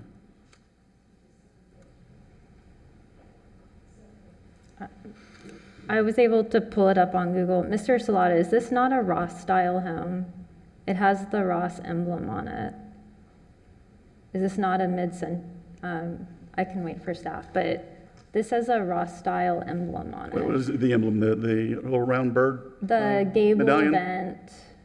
The gable vent. The gable vent, I believe, is a Ross style marking. I know because I live in the South End and there's an awful lot of them. And those homes would not have had an S tile on them. They would have probably had like an asphalt shingle, but I can ask that to staff. Flat tile would have been appropriate. Yes. Concrete flat tile, yeah. Well, I don't think any of those were actually built with a concrete tile. They certainly weren't built with an S tile or a mission. So what is typically on them now is concrete because the roofs have been replaced, right? But I would like to ask staff, obviously Ms. Hamilton isn't here, to let us know why she classified it that way. She classified it as the masonry vernacular because that's where we got the whole. That's where we got the whole meeting, and then Yeah, it certainly looks like a Ross home. Well, It it has could all be. the markings of it. Which in the Ross homes, it was a builder that was prevalent during the mid-century, and they all have these emblems and really similar styling. Which I don't think we could. I've looked at that emblem. I've looked at replicating it because we do have that same emblem on our addition. If we can replicate it, it's got a bird and some branches, I think, but in a very stylistic manner, almost Art Deco. Right. So that, to me, that's the only style element on this house.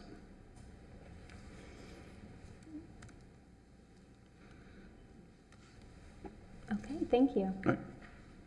Mr. Salata, may we have the staff report?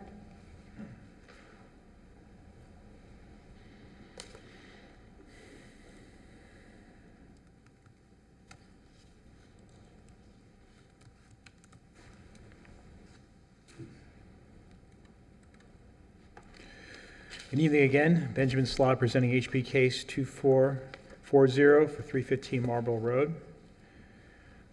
I'll go through this quick since the applicants did a very thorough job. This is the rendering, the site plan. This is the front photo of the house as it exists now. Proposed for a two-story rear addition of 606 square feet. The floor plan is existing and proposed for the first and second story. The front elevation is existing and proposed. The left, the right, and finally the rear. We believe this meets codes 9 and 10 with the following conditions. One is the S-tile. This house was constructed in 1952. We found evidence going back to the 1960s that it had a white concrete tile roof. Was it the original? I don't know. We can only go back first 10 years. We don't know. And I don't know exactly when that barrel tile was put on. The windows were permit pull in 2015. We believe the new addition windows should match those in style and function. And those are the two conditions of approval by staff. Any questions?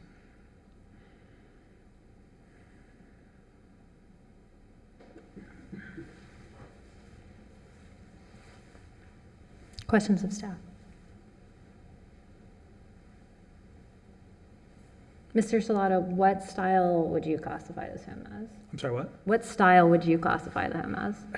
I just call it mid-century West Palm Beach. You know, concrete houses being built in the 40s and 50s, post-war construction. There's 100 different names we can call it.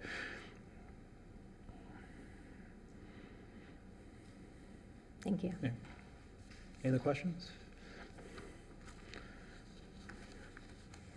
I think we're all set. Thank you. Is there anyone from the public who wishes to speak on this matter? I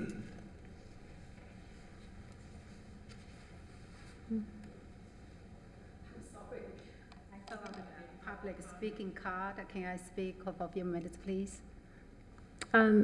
Yes, I believe, What's going on? I think the applicant would like to speak again. I don't know that we need a rebuttal, but I think we can If you choose want to to have allow her, one. that's fine. If not, Okay, please step up to the microphone. And if you'll just restate your name for the record. And my name is Rachel. I'm, the property owner of 315 Marble Road. And, my house is kind of unique, and I only have three homeowners. And the first original owner is being passed away, but the second owner and Mrs. Grandson, and she's still alive and living in, I think it's Grandview Heights. We went to the same church, so we're still communicating. And she told me this house being designated as a historical district contributing property is around like early 90s. And when she was living there in the neighborhood since like early 80s, and she said that this house always have some kind of Mediterranean style roofs. And she owns a house right next to this house called 303 Marble Road. That's a big property at the house that she sold it, But that house actually have some kind of red flat concrete tiles, also Mediterranean style. So when this house being designated become a contributing property, the city staff come out to take pictures and register it on file. So this home actually always being Mediterranean style and always have this S-tile roofs on over there. So and if we put the barrel tile roof, then we have those kind of new and old, this how kind of mismatch roof, and I don't know, it looks kind of strange to me. It's every day I'm in a house, I'm gonna see my roof is kind of mismatch. And I really would like to still use the kind of S-tile matching the current roof I have right now. So much more uniform to look. Would you please consider my concerns? I really have a home with, don't have a kind of mismatch roofs, please. And also another thing, and my actor also mentioned about, this barrel tile is much more expensive than S-tile roof. My husband and me have been, saving for years for this project. So, and due to those kind of crazy inflations, our saving being devalued almost half. So, and this, if this kind of barrel tile roof or something, it will be really add some kind of financial stress on our tight budget. And the S-tile roofs actually, if use S-tile roofs matching my current roof, that's the design guidelines from the, design guideline book. It's matching current roofs. My current roof is S-tile roofs. And a couple years ago, I haven't spent a lot of money. If you look at my roof, it looks so nicely right now. I spent a lot of money to, restore the tile looks. It looks so nice right now. I'd like to have, a tile roofs uniform look for my home, please. Thank you. Mr. Salata, can I ask you a question, please? Can you think of any projects that we have approved with an S-tile roof? Not in years. I can't recall. I believe my predecessor approved some 2, 3, maybe longer years ago, but I don't believe anybody was satisfied with the completed projects when they were done. I should point out that S-tiles are mentioned in our 2005 design guidelines. It just mentions that they exist and they're a style of roof on a Mediterranean home. And do you recall which project it was? I believe that they were trying to replace an existing roof with an S-tile. There was an S-tile. I believe there was an S-tile that was there. Maybe someone else on the board remembers that. It was in Flamingo Park. Well, this board sees only a very small amount of the cases. We review about 150 cases a month. I'm going to guess about half of those are roofing, and we never approve on a staff level any S-tile with anything that doesn't have to come from this board. Thank you. All right, we'll formally enter into executive session. Would someone like to kick us off?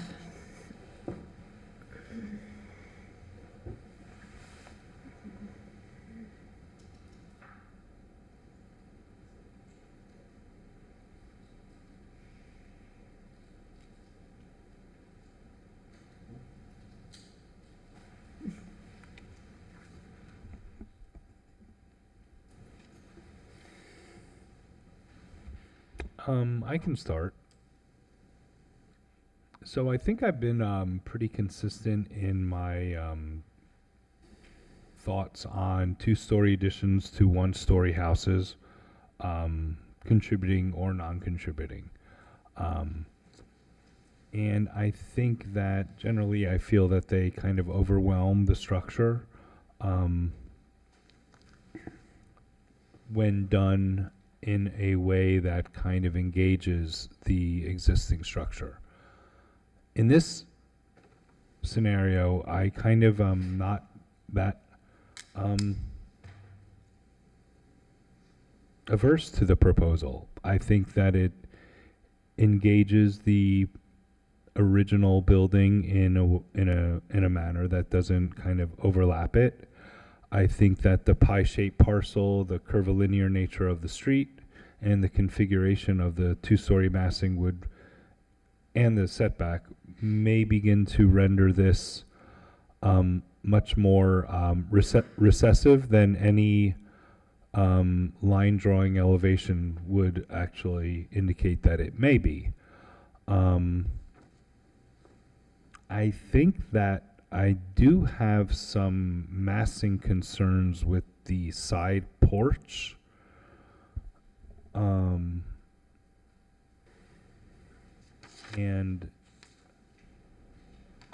that secondary roofing system, I kind of question that. Almost think that maybe that could go in a different direction, that maybe that could be a flat roof portion of the structure. To minimize the profile from the street, even though that's even further setback. But generally, I find the proposal pretty sensitive. The S-tile, I'll let you guys battle it out. I have a strong position on that, that I will, I'll let my fellow commissioners weigh in on that. But the existing one-story building has S-tile currently, correct? Yes. Okay. But Mr. Salata, we don't know that we actually, that there was an approval in place to change it to S-tile, correct? No cases for this spot has been brought to this board before. Thank you.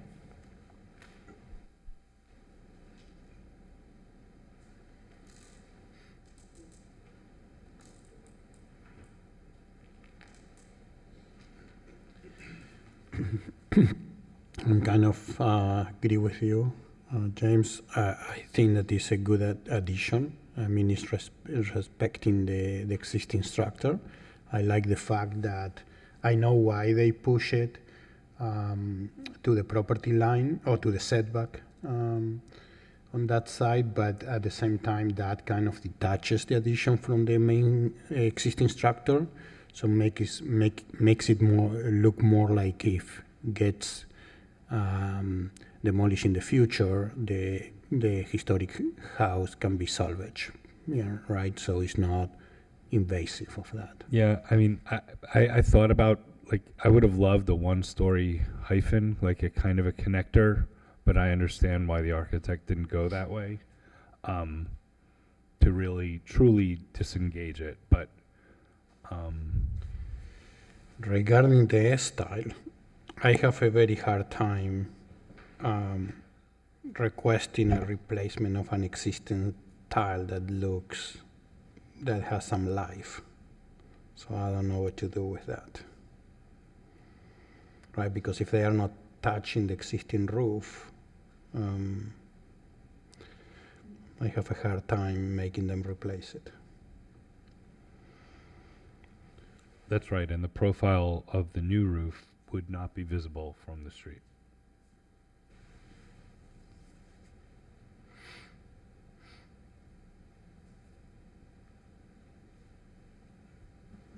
I think at that point, it's kind of a question on, like, buckling in on something that was inappropriate for the house to start with.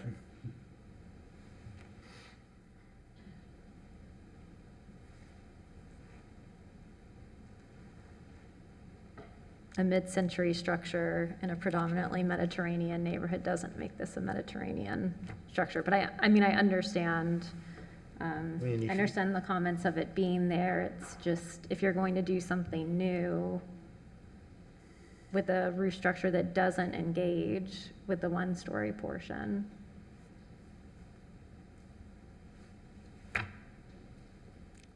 I mean, I'm okay in enforcing the requirement, the condition of approval if the board agrees, but I have a hard time to approve it myself. Do you remember any of the context of the last one where they had, I'm trying to remember more of that case. There was an S-tile. There was one case that we approved something really weird because the existing tile was not available in the market. But we... The composite, is that? Yeah, but we actually said something about that is a unique case, was in the middle of the pandemic, and they had leaks in the roof, and they had to replace it, and they couldn't find the same one. I'm trying to remember the case that there was an S-tile that was in place, and it was on a Mediterranean structure, so that style of roof was, like a barrel-style roof was appropriate. And an S-tile had been put on, I think, if I'm remembering correctly, and they asked for cost reasons to replace it with an S-tile. And our board said no, that they had to replace it with a mission tile because in my time on the board, I can't actually recall ever replacing an S-tile and been on it for a while. And so I'm trying to remember what the reasoning was behind that as well, because they already had an S-tile, but we made them go back with the mission. I don't remember either. And I am 7 years, almost 7 or 8 years in the board, so I don't remember approving any style. Yeah. This is the first style conversation that this commission has had since I've been here. So it was longer ago than a year that this case happened then. And, you know, as some of the esteemed architects on the Architectural Commission in Palm Beach, which has very similar opinions on the use of the material, playing devil's advocate, they will say that not all S-tiles are created equal. And we haven't seen if the material sample or if there's striations in color. That's a good point. So that detail perhaps can come back for final determination, but I think to focus on the project at this point to just the roof tile, unless we all think that the addition is great. I mean, I don't have any doubt that the barrel tile is much nicer.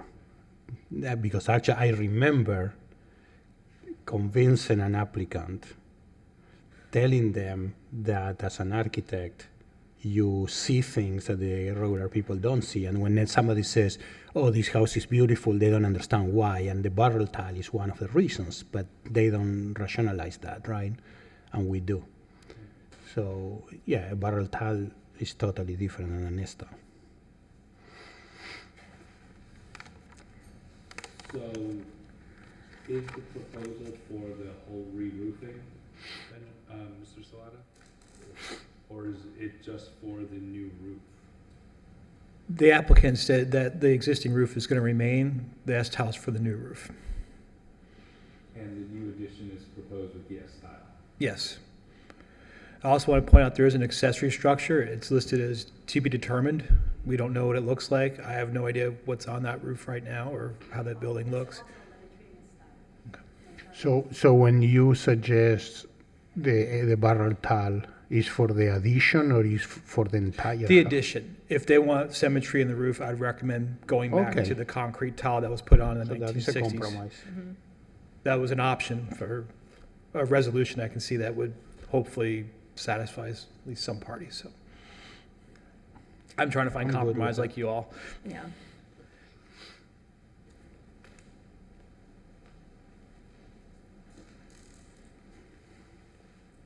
I think a mission style roof tile is more in keeping with the Secretary of the Interior standards.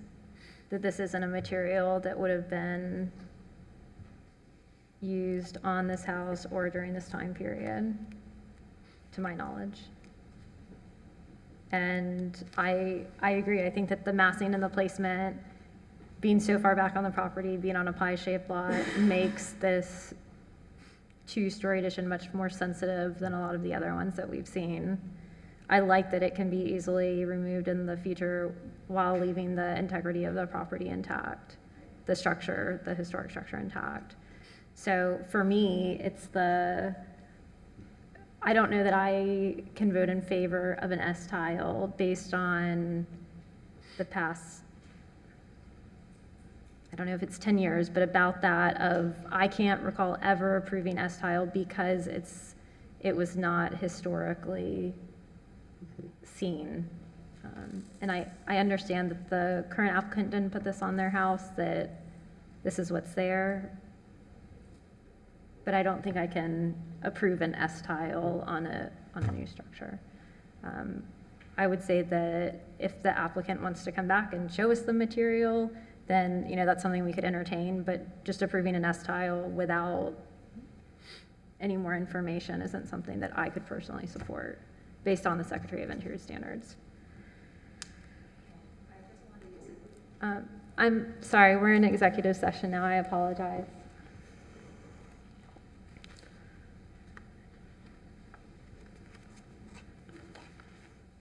I don't know how other people feel, or if someone would like to make a motion. Do you have any thoughts on? Oh, no, I totally agree. I can't support an S-tile. I think the solution was fantastic as having compromise, and nothing is saying that you must remove this tile anyway. Perhaps you can spend the time and save up again to change it at that point. But I can't get on board with an S-tile either. All right, I move the board, I move that the Historic Preservation Board approve application number 24-39 in 315 Marlborough Road, right? Yeah. For additions and new accessory. No, is that, I'm right? Yes. Yeah. In accordance with standards 9 and 10 as set forth in section 94-49 of the City Zoning and Land Development Regulations. The motion is based on the testimony presented along with the application submitted and the staff report, which constitute competent substantial evidence. In addition, the approval of this request is made conditional upon the following restrictions, stipulations, and safeguards that I move are necessary to ensure compliance with the purpose and intent of a Historic Preservation Ordinance, the Historic Preservation element of the Comprehensive Plan of the City of West Palm Beach, the Secretary of the Interior standards for rehabilitation, specifically standards 9 and 10, the additional compatibility criteria set forth in section 94-49 of the City Zoning and Land Development Regulations. The conditions include the following: 1 true barrel tile roof, no S-tiles to match current roof or entire roof to white concrete tiles, circa 1962. Windows to match, install, and function the 2015 permitted product. Is that clear enough? I'll second. We have a motion and a second. All those in favor? Aye. Aye. Any opposed? All right, the motion carries. Thank you.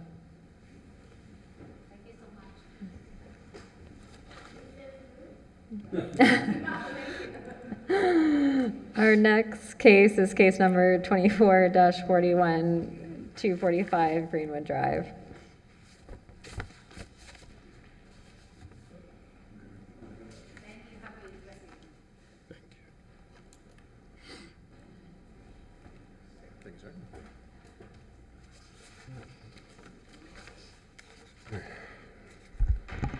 Good evening. My name is David Mahoney, also with Yates Associates Architecture. Presenting this project on behalf of Mr. Josh Tate.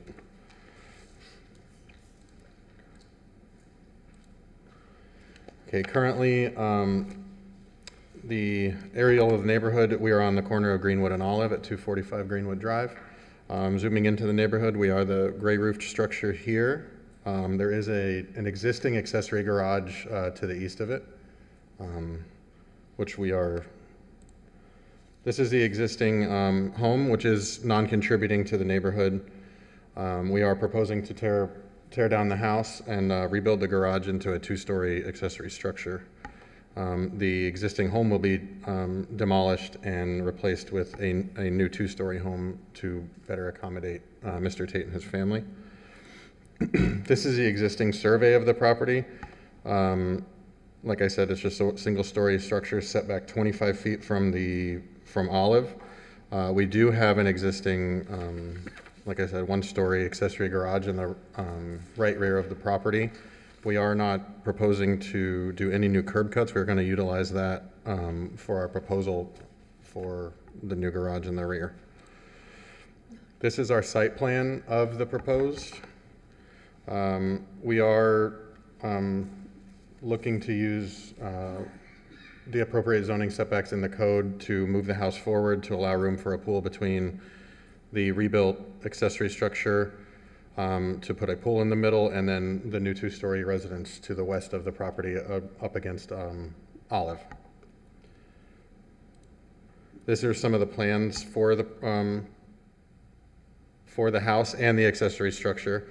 The main house will have a nice covered front porch with a foyer, dining room and kitchen to the right with a powder room, family room and playroom to the left side of the house to the west. And then a staircase in the center and the rear, leading up to 3 bedrooms with a laundry room and 3 bathrooms on the second floor for the family. The accessory structure will be rebuilt to include a cabana bath accessible to the pool. A single-car garage will be used downstairs, and then a exterior staircase leading up to a home office and bathroom above the garage. This is just a zoomed-in view of the floor plan, just to make it a little bit more clear if it was not as clear on the overall plans. Again, this is the second floor, just zoomed in for clarity. This is some of the roof plans. We flattened out the roof on the accessory building to try to lower the profile of that structure as much as possible, try to make it a little bit less imposing. This is the corner of, this is the street, contextual street elevation heading from west to east. This is across the street from us is 301. Our property is 245, and then heading east, we have 237, 233, which are single-story homes, but then just beyond that, I believe it starts at 230. I have the photos of the neighborhood. There's a good mixture of 1- and 2-story homes on either side of the street in this neighborhood. Like I said, these are some of the street, some of the elevations of the existing homes on the street. One of them was shown in another presentation as an example of a 2-story addition. There is a 3-story home on the street at 217 Greenwood. There's a mixture of styles on the street. We are proposing a more colonial style, which is seen in other portions of the neighborhood, particularly on Edgewood, which there are 4 of them on Edgewood, 5 of them on Edgewood, which we didn't try to mimic them exactly because we are trying to do a little bit more modern approach to it, but still give a nod to the classical colonial style that we are proposing for this house. We have a flat entry porch feature over the front doors that covers the front door and 2 windows on either side. Some very simple round columns, a nice, simple metal railing, shutters that you'll find on a lot of colonial homes. We also have the same porch style or porch on the side of the home up against the pool area to allow for coverage for entertaining and things like that. We have 2 doors that come out to the side yard adjacent to Olive to allow access to that side of the yard. We're proposing a green wall up the side of the staircase to kind of hide it, give it a little bit more greenery near the pool area. This is a two-dimensional flat elevation that we colored before getting the renderings done for the property. We are utilizing the center walkway is going to be redone to enter into the center of the home. Again, we're using the curb cut to access the garage on the east side of the property. This is some of the color profiles we're thinking about using for the home. The landscape may not be accurate. That was kind of left to the rendering company at the time, but we are going to adhere to City of West Palm Beach landscape standards and not overcrowd the front of the house also. A lot of white. We are not married to the roof color yet. We've talked about like a tan color or a white. At the time the rendering was done, it was like a tan color, but we understand if that adjustment needs to be made to make it a little bit classic style with a white flat tile roof. This is some of the inspiration we were looking to use. Flat white tile is shown here as a roofing material, as a option to soften it, make it a little bit more of a classic style. We're looking at traditional style railings, or a modern twist on a traditional style railing, some very classic style shutters on the home, and just trying to keep in with a lot of the symmetry that is found in colonial style homes. I do have additional slides after this one, but I'm going to save them until after Mr. Salata presents, because they go more in line with some of his suggestions for approval, conditions of approval. Just talking points as we move forward. Yeah. So I don't know if you want to see those now or. We would like to see them Okay. now. Thank you. Okay. I know one of the conditions was to readdress the architecture of the accessory structure. It was a little vague, so I in my mind, I assumed it was about it being so imposing on the front, so on the street on Greenwood. So comparing this elevation to this elevation, there's another element added on to the front of this. We pulled the front wall back from stacking on directly over the garage doors, added a front porch element and some doors to make it similar to the front elevation of, going the wrong way. Similar to the front elevation of the main house. We added a similar light feature, just trying to soften up the front elevation and get that two-story mass back from the front, from the street front, to hopefully make it less imposing on the street. Another one of the concerns was the massing of the house. So there's a couple different options that I had talked about with the homeowner. I don't know if Ben has had time to review them, so surprise. One of them was to lower the overall mass of the roof by doing a similar move to the main house and just taking it straight out of the top of the house just to lower the overall height of the house. We have talked about the possibility of lowering the ceiling heights on the ground floor. They're currently at 10 feet on the ground floor and 9'4" on the second floor. So there is a little bit of room there that we can make some adjustment there. We've also looked at breaking up the center mass of the elevation, kind of shifting it to one side or the other. It is a little bit asymmetrical, but we also looked at adding in some maybe arched windows, breaking it up, trying to, get your feel on that. We'll see how that goes. And then again, different approach, similar practices. The two elevations on the screen now, we haven't taken any of the mass out of the roof as of yet for these options.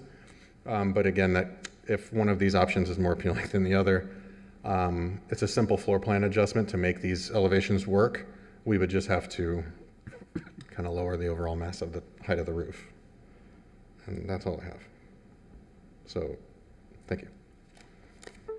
Thank you. Questions of the applicant? Could you bring the rendering back up? Yes. This one or the? Yeah, that one. I think either one's fine. Okay. I'm familiar with the street. I actually live on Greenwood. And I know that you're aware, because you addressed it affirmatively, about the massing concerns. Excuse me, the massing concerns. But I notice in this rendering, what appears to be maybe an optical illusion is the considerable amount of green space behind this house. Is the house behind it being purchased and demolished? Because it's a lot of house in a very tiny lot, and it's not going to look like that. So yeah, we had an outsourced to get the renderings done, and there's supposed to be a site wall in the back of the house. Yeah. I just haven't had the final rendering back from that company yet. But you agree it is that deceiving. that green space behind it is not what the finished product would in fact look like? No, there would be a site wall or a fence behind there. And there's another house there? Yes, though, there is too. another house, Yeah. yes. And, Correct. and that house is not owned by the applicant? No, no.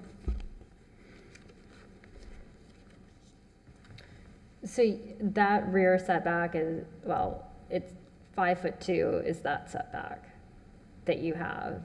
And then you had mentioned contextual setbacks. And I'm just trying to understand the code interpretation of the setbacks that's happening. So you're,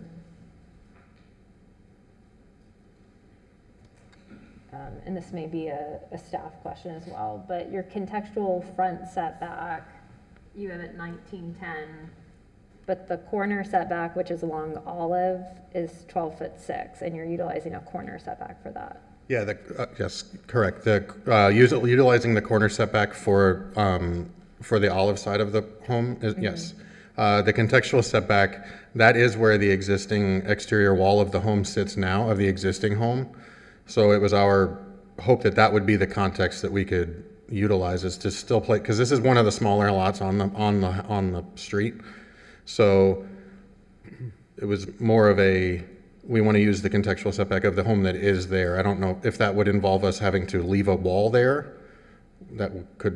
We would have to address that as moving forward, but that's where the current house sits now, is at that, I don't even know if I can zoom Did in. city staff review your 1510. contextual setback? I didn't hear any negative feedback on that. So you set your own contextual setback? I proposed it in You the site proposed a plan, yes, contextual yeah, and setback. Okay. I will say, Ben wasn't the first one to look at it, it was Ann Hamilton, and it wasn't even brought up by her. Okay, can I also ask, I thought that the front setback was the shortest. I'd been told in the past that the front setback was your shortest dimension that has street frontage. Could someone from city staff address that? This was reviewed by other zoning, other planners, and it does meet conceptual setbacks. It is maxed out on about every single level, height, FAR, everything. So that's going to be all in my report, but. Okay, so and I'm sorry to kind of go out of place, but I'm just trying to understand this lot. So the corner setback, which is olive frontage, that would also be a contextual setback, because otherwise that would technically be a front setback because it's the shortest frontage. You're getting thick on me here with, we review it and we look at the setbacks, Okay. conceptual in the corner, and try to make the numbers work. And this house basically fits, but it's pretty much at its height and at its size, maxed out. And part of my question is because the rear setback is listed as 5'2", but is that a rear setback? So I think that it's, because it has the dual frontage, and my understanding of the code, and of course that's based on Ms. Mittner's interpretation, right? So my understanding of the code, I would ask that you guys take a hard look at, We will. the way that the setbacks are interpreted. It sounds like maybe we have some massing work to do anyways on that front. So I think we can continue the conversation with the applicant, but those are just, that's why I was asking the applicant. I thought that maybe there was some background information there that we were missing. So sorry, I feel like I unintentionally went out of order here. Do we have additional questions for the applicant from the board? I have a couple of concerns. Probably they are not as important as what we were just discussing, but the east elevation, where you have one column in the middle, I would do 4 columns, so you don't have a column in the middle. That is my personal opinion. If you want to show it. I'm trying to get there, sorry. Yeah, that one, the right side elevation. Mhm. I try not to put I mean, you were showing a different one before, I believe, where, but anyway, just study that. And then the other problem that I'm having is with the north elevation, because I understand what you are doing. You are working with the interior of the house, but this is not really a nice elevation. So I think that you need to study, because you have the middle window, which belongs to the stair. So I understand that it's at the landing. And then we have a small window and two more. I mean, it's not really, it doesn't have any order, I'm trying to say. So I think that you need to restudy that elevation. Okay. Thank you. I also have concerns about the overall massing of it. I would look to take your massing cues, not just for the overall mass, but also for the proportion of that front entry feature from adjacent structures, because you have it like a 10-foot height, and then you have 2 feet of structure, and then there's additional detailing on top of that. So it's quite high based on the overall scale of Greenwood. And I also think that the colonial, typically we would ask that you're taking your design cues from not just styles that are present in the neighborhood, but specifically how that style is utilized in the neighborhood. So I think Edgewood is an excellent example for colonial. So I would study the homes on Edgewood to understand the vernacular nature of those colonial homes, because this feels like very imposing in terms of the scale and the mass and the formality of detailing compared to those colonial homes. So my general note would be to take your design cues from the actual historic district versus just the design style at large.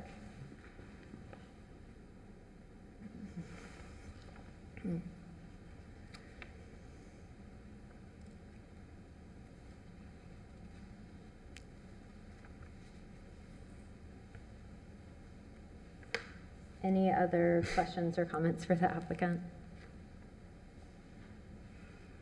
Okay, thank you. Thanks. Mr. Slaughter, may we have your report, please?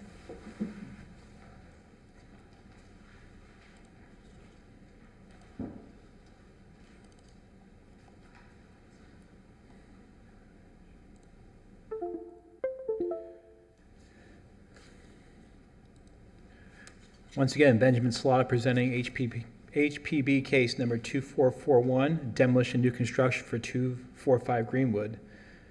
The applicant is proposing the demolition of a non-contributing structure in addition of a new home. This is the aerial showing on the corner of Greenwood and Olive, and the site plan. These are photos that were submitted to us of the rendering. That is the structure currently. The request is for demolition of a non-contributing structure, which is a home of 1,557 square feet, circa 1952. The construction of a 2,500 square foot primary structure and construction of a 2-story accessory structure with a single-car garage, exterior stairwell, and a porch of 578 square feet. This is the floor plan for ground floor and second floor. That's the garage plan. The front elevation, the proposed left side, the right elevation, and the rear, and the roof plan. This is a streetscape, and I think this is probably the most important slide in this deck. I kind of liked this house when I saw the plans come in, but when I saw it in the context of the neighborhood, I thought it was just too much house on a corner. I believe the traffic down Olive and Greenwood, this house would stand out dramatically from the rest of the neighborhood. So context-wise, I believe architecture does not work as well as it would in other places. So, meeting codes 9 and 10, I believe, reduce the study of the mass in the primary structure, reduce the overall height of the primary structure, and restudy the architecture of the accessory structure all in order. And I think from hearing what the applicant, you all agree with that as well. So those are my conditions. Any questions? Just one from me, Ben. With the photo you provided in your presentation here and the plans we've seen, is it even possible to fit a pool on this lot? A pool? Yeah, I believe we saw a pool in some of the renderings. I didn't see a pool in anything that was submitted to me. Yeah, I thought there was a pool in some of the renderings, but it's a tiny lot, and if they're following the footprint that exists there, I don't see how you could fit a pool between the structures. I don't think you could. Looking at the site plan, there's only, sorry, I'm getting old here. I'm guessing about 9 feet between the existing garage structure and residence, but it needs to be at least 10. So once again, we need to reduce massing on this home.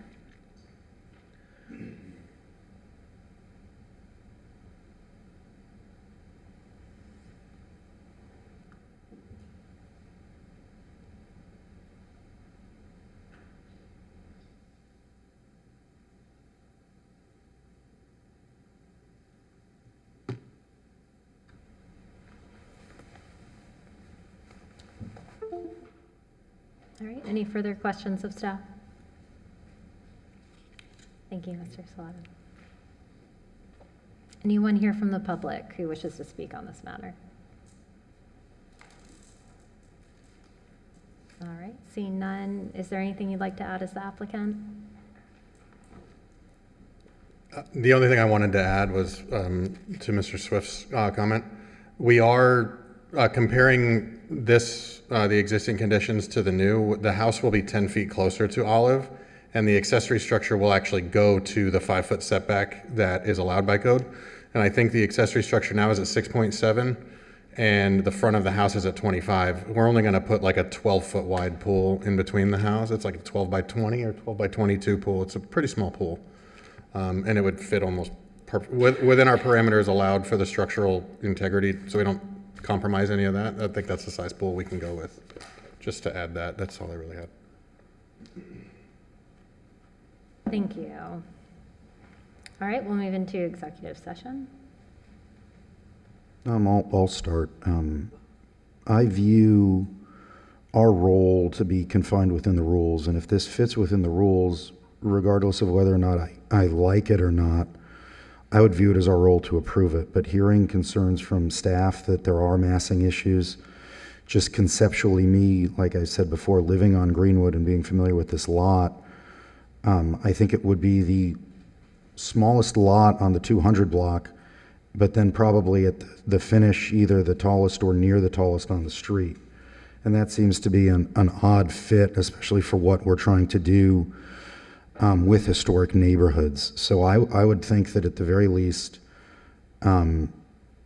continuing this case and seeking to address some of these concerns and maybe having another study done just to make sure, because conceptually I can't see how this can all fit on the lot and be allowable. Certainly if it is, I'm not going to stand in the way, but I do think that there are some concerns, and I do think there are some realistic boundaries that do have to be considered as well. Yeah, I can springboard on that. I think that this this lot or portion of platted lots or whatever the configuration that brought the meets and bounds to us today as part of this application, and understanding the original building and its configuration and its post-war development, I think that if this is permissible by code, it does indicate a problem with the zoning code. If it's an interpretation that may have been overlooked or maybe slipped through a crack, I agree. I think there are some questionable setbacks. And if not outright in the zoning code, certainly under our new construction compatibility standards, that the 2-story 5'2" setback just, is not right.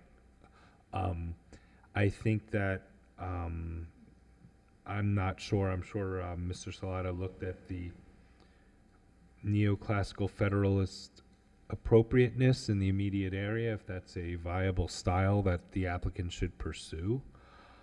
It's way too formal, which I think adds to the perception of it being overwhelming to the street. I try not to rely on renderings, but it just, it looks too monumental for this street. And further, I think your proportions are wrong definitely in the accessory structure and in the height of the front portico, and there's just, and not to get into the interior, but even in your interior spaces, they're not as grand as the exterior may make you think that they would be. I think a major restudy is in order to kind of tone down this property. This is almost a scenario where I kind of wish there was a second floor addition on the existing one-story residence, because the outline of the one-story residence just isn't it's a multifaceted polygon. It's just not a rectangle that sits on the site at the minimum setback requirements. There's actual movement and depth of the facade. So I just think that it needs to be dramatically re-examined and incorporate one-story portions in the primary structure. Secondary structure should be limited to one story as it transitions to the one-story neighborhood to the east.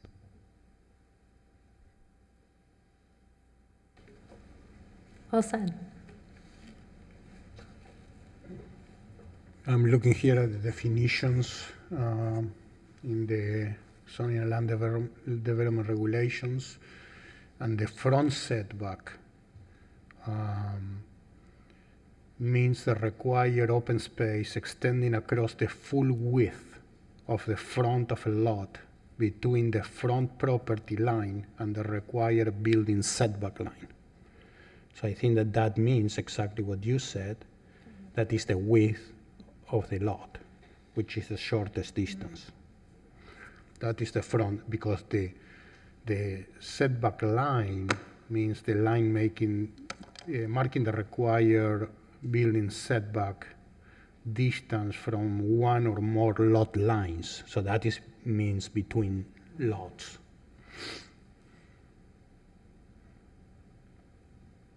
Side setback.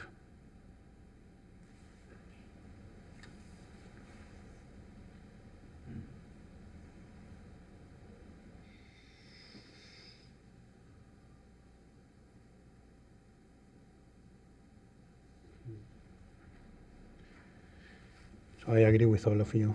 We need to continue this case. Yeah, and I would start with coordinating with staff and doing a really true read of the code in terms of your setbacks, so that you can, they have a lot on their plates. And so I would encourage you to really work to understand the code and then present Mr. Salata with your findings so that he could affirm them or refer them as needed.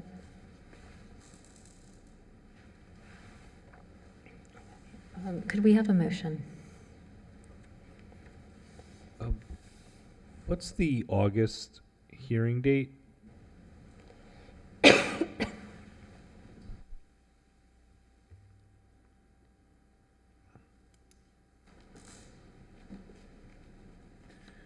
August 27th. I'll make a motion to defer the application to the August 27 or 22? Second. 7th. 7. Yes. To the August 27th meeting per the direction of the HPB. Do we have a second? I second. All those in favor? Aye. Aye. Aye. Any opposed? All right, the motion carries. We will see you in August. Thank you.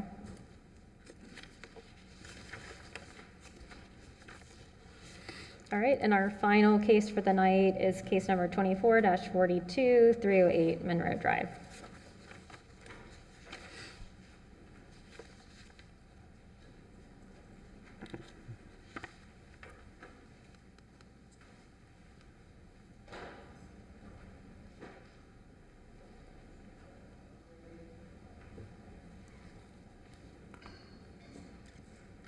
Hello.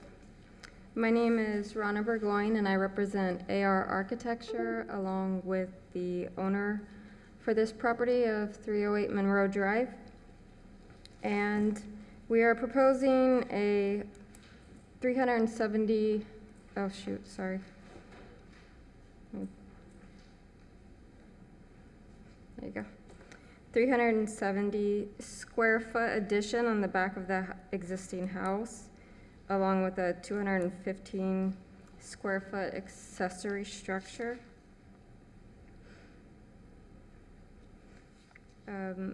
The lot size is 6,650 square feet, and there is an existing two-story Spanish colonial style house built in 1926 with a building footprint of 1,360 square feet and total square footage of 1,560 square feet.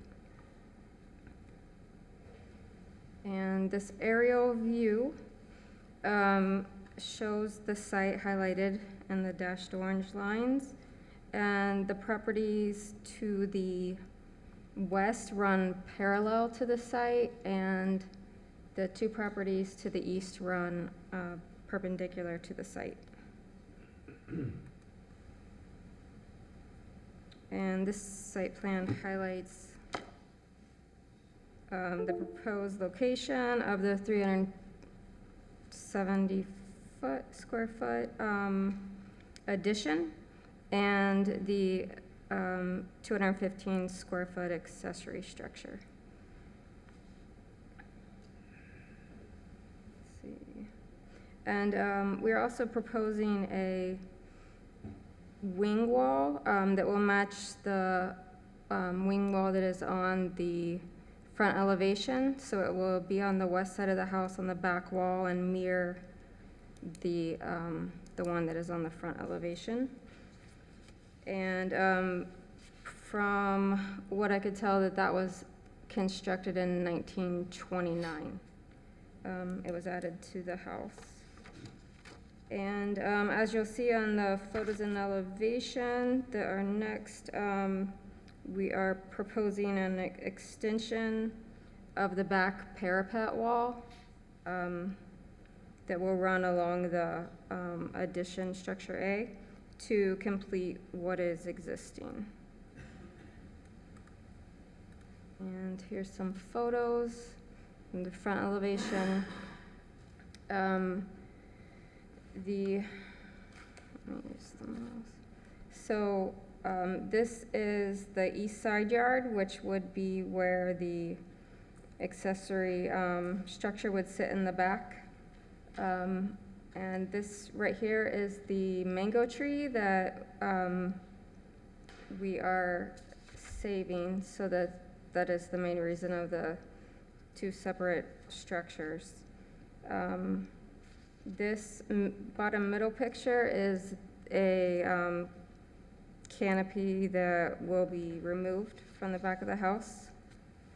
And this is a view of the west side, the top right, the west side of the house that would have the location of the wing wall on the back. And the bottom right is the backyard view towards the northeast, which is where the addition would run along the back of the house.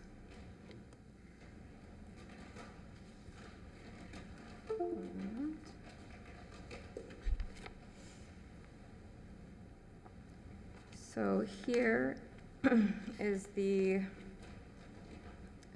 just the survey, a site plan that shows where the proposed new structure A would sit approximately 84 feet from the front property line, and the new structure, the accessory structure B, would sit beyond that.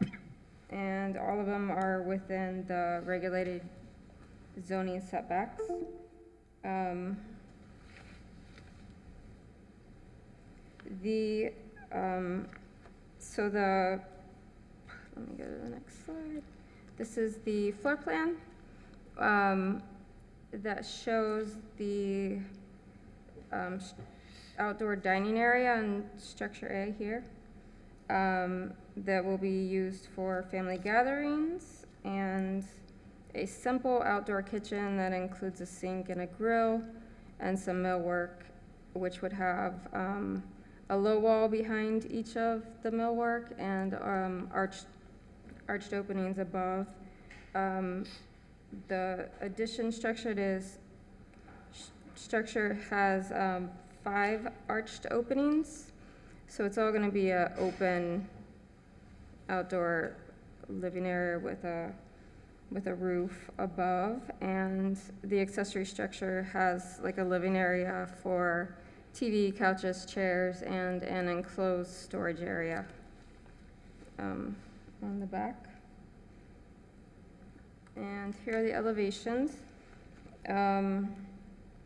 showing the hipped roof, arched openings. The construction materials would be concrete block system with wood trusses. The finish is going to be the stucco texture, which is a trowel pattern to match the existing house, and the paint color will also match the existing house. We are proposing wood corbels that are on the second story of the existing house on the front elevation. So the ones that we are proposing would be wood with the same pattern as the existing wood corbels. The window, there's one window in the storage area, and that would be arched, and along with the double doors to the storage area, which also have the arched feature. And so, and lastly, the existing house tile is an S tile, but after discussing with Ms. Hamilton and Mr. Salata, we're planning to use a clay barrel tile and an earth tone color for both of these new structures, and so any future roof replacement on the existing house would also be in the barrel tile to match these. Thank you.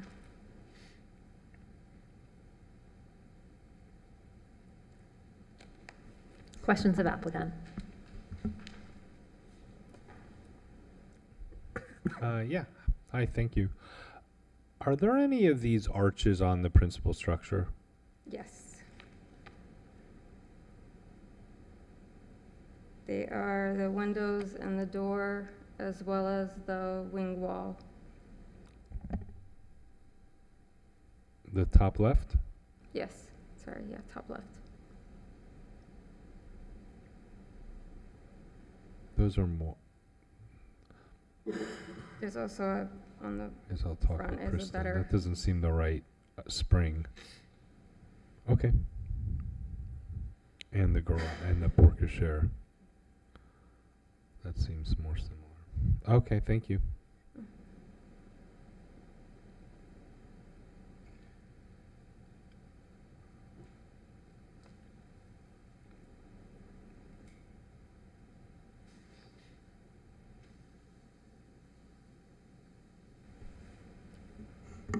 Okay, thank you. Thank you. We'll have the staff report now.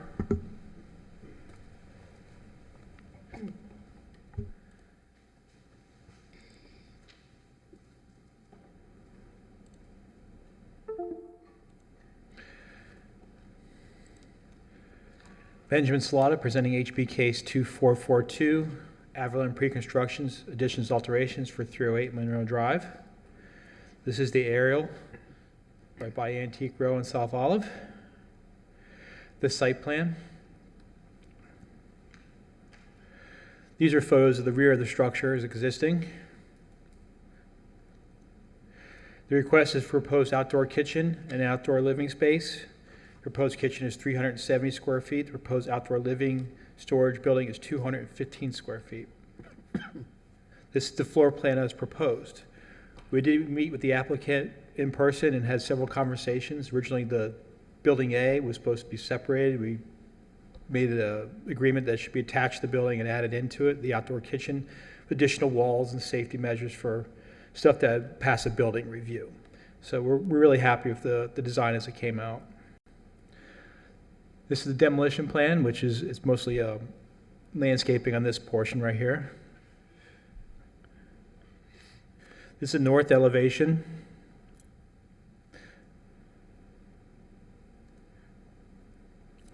And this is proposed south elevation. I want to point out that clay barrel tile is listed on the plan, so it's not a condition. So appreciate your candor there.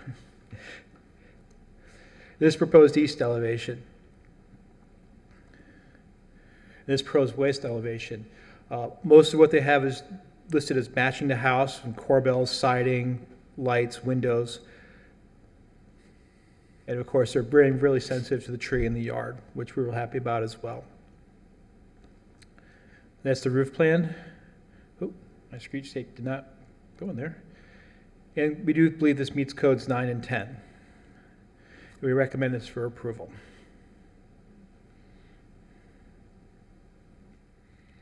Any questions?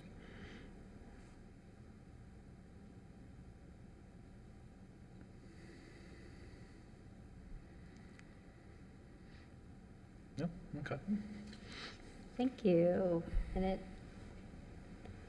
is there anyone, I'm just trying to see if there's anyone behind you, Mr. Slaughter. I was trying to see if there's anyone here from the public that wishes to speak. It's a pretty empty room at this point. All right, so seeing none, we will move into executive session unless the applicant would like to make any kind of rebuttal. I don't think we need one, but okay. Thank you. All right, moving into executive session.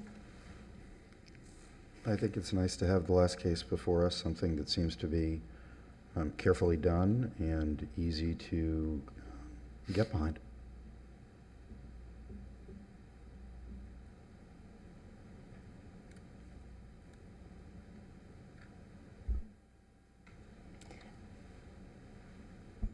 I would agree. I think it's actually rather elegantly done.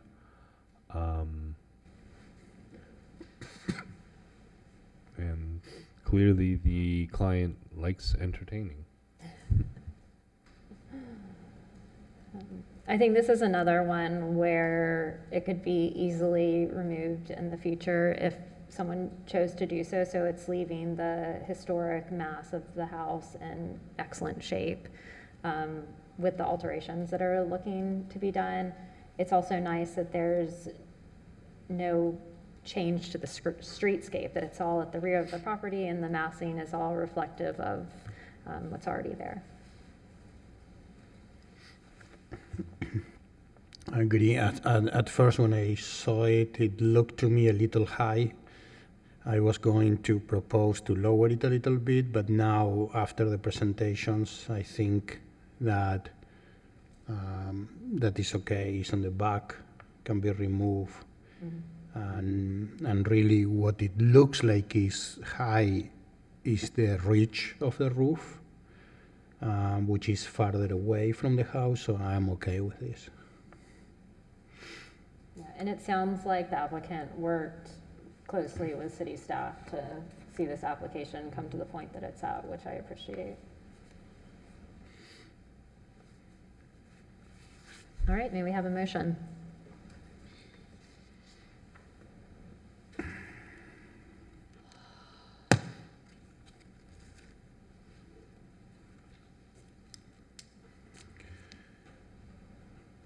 I move that the Historic Preservation Board approve application number 24-42, 308 Monroe Drive, for ad valorem pre-construction additions and alterations in accordance with standards 9 and 10, as set forth in section 94-49 of the City Zoning and Land Development Regulations. The motion is based on the testimony presented along with the application submitted and the staff report, which constitute competent substantial evidence. Second. All those in favor? Aye. Aye. Any opposed? All right, the motion carries. Congratulations, and may we also have a motion to adjourn? So moved. All those in favor? Yeah. Aye. Thank you.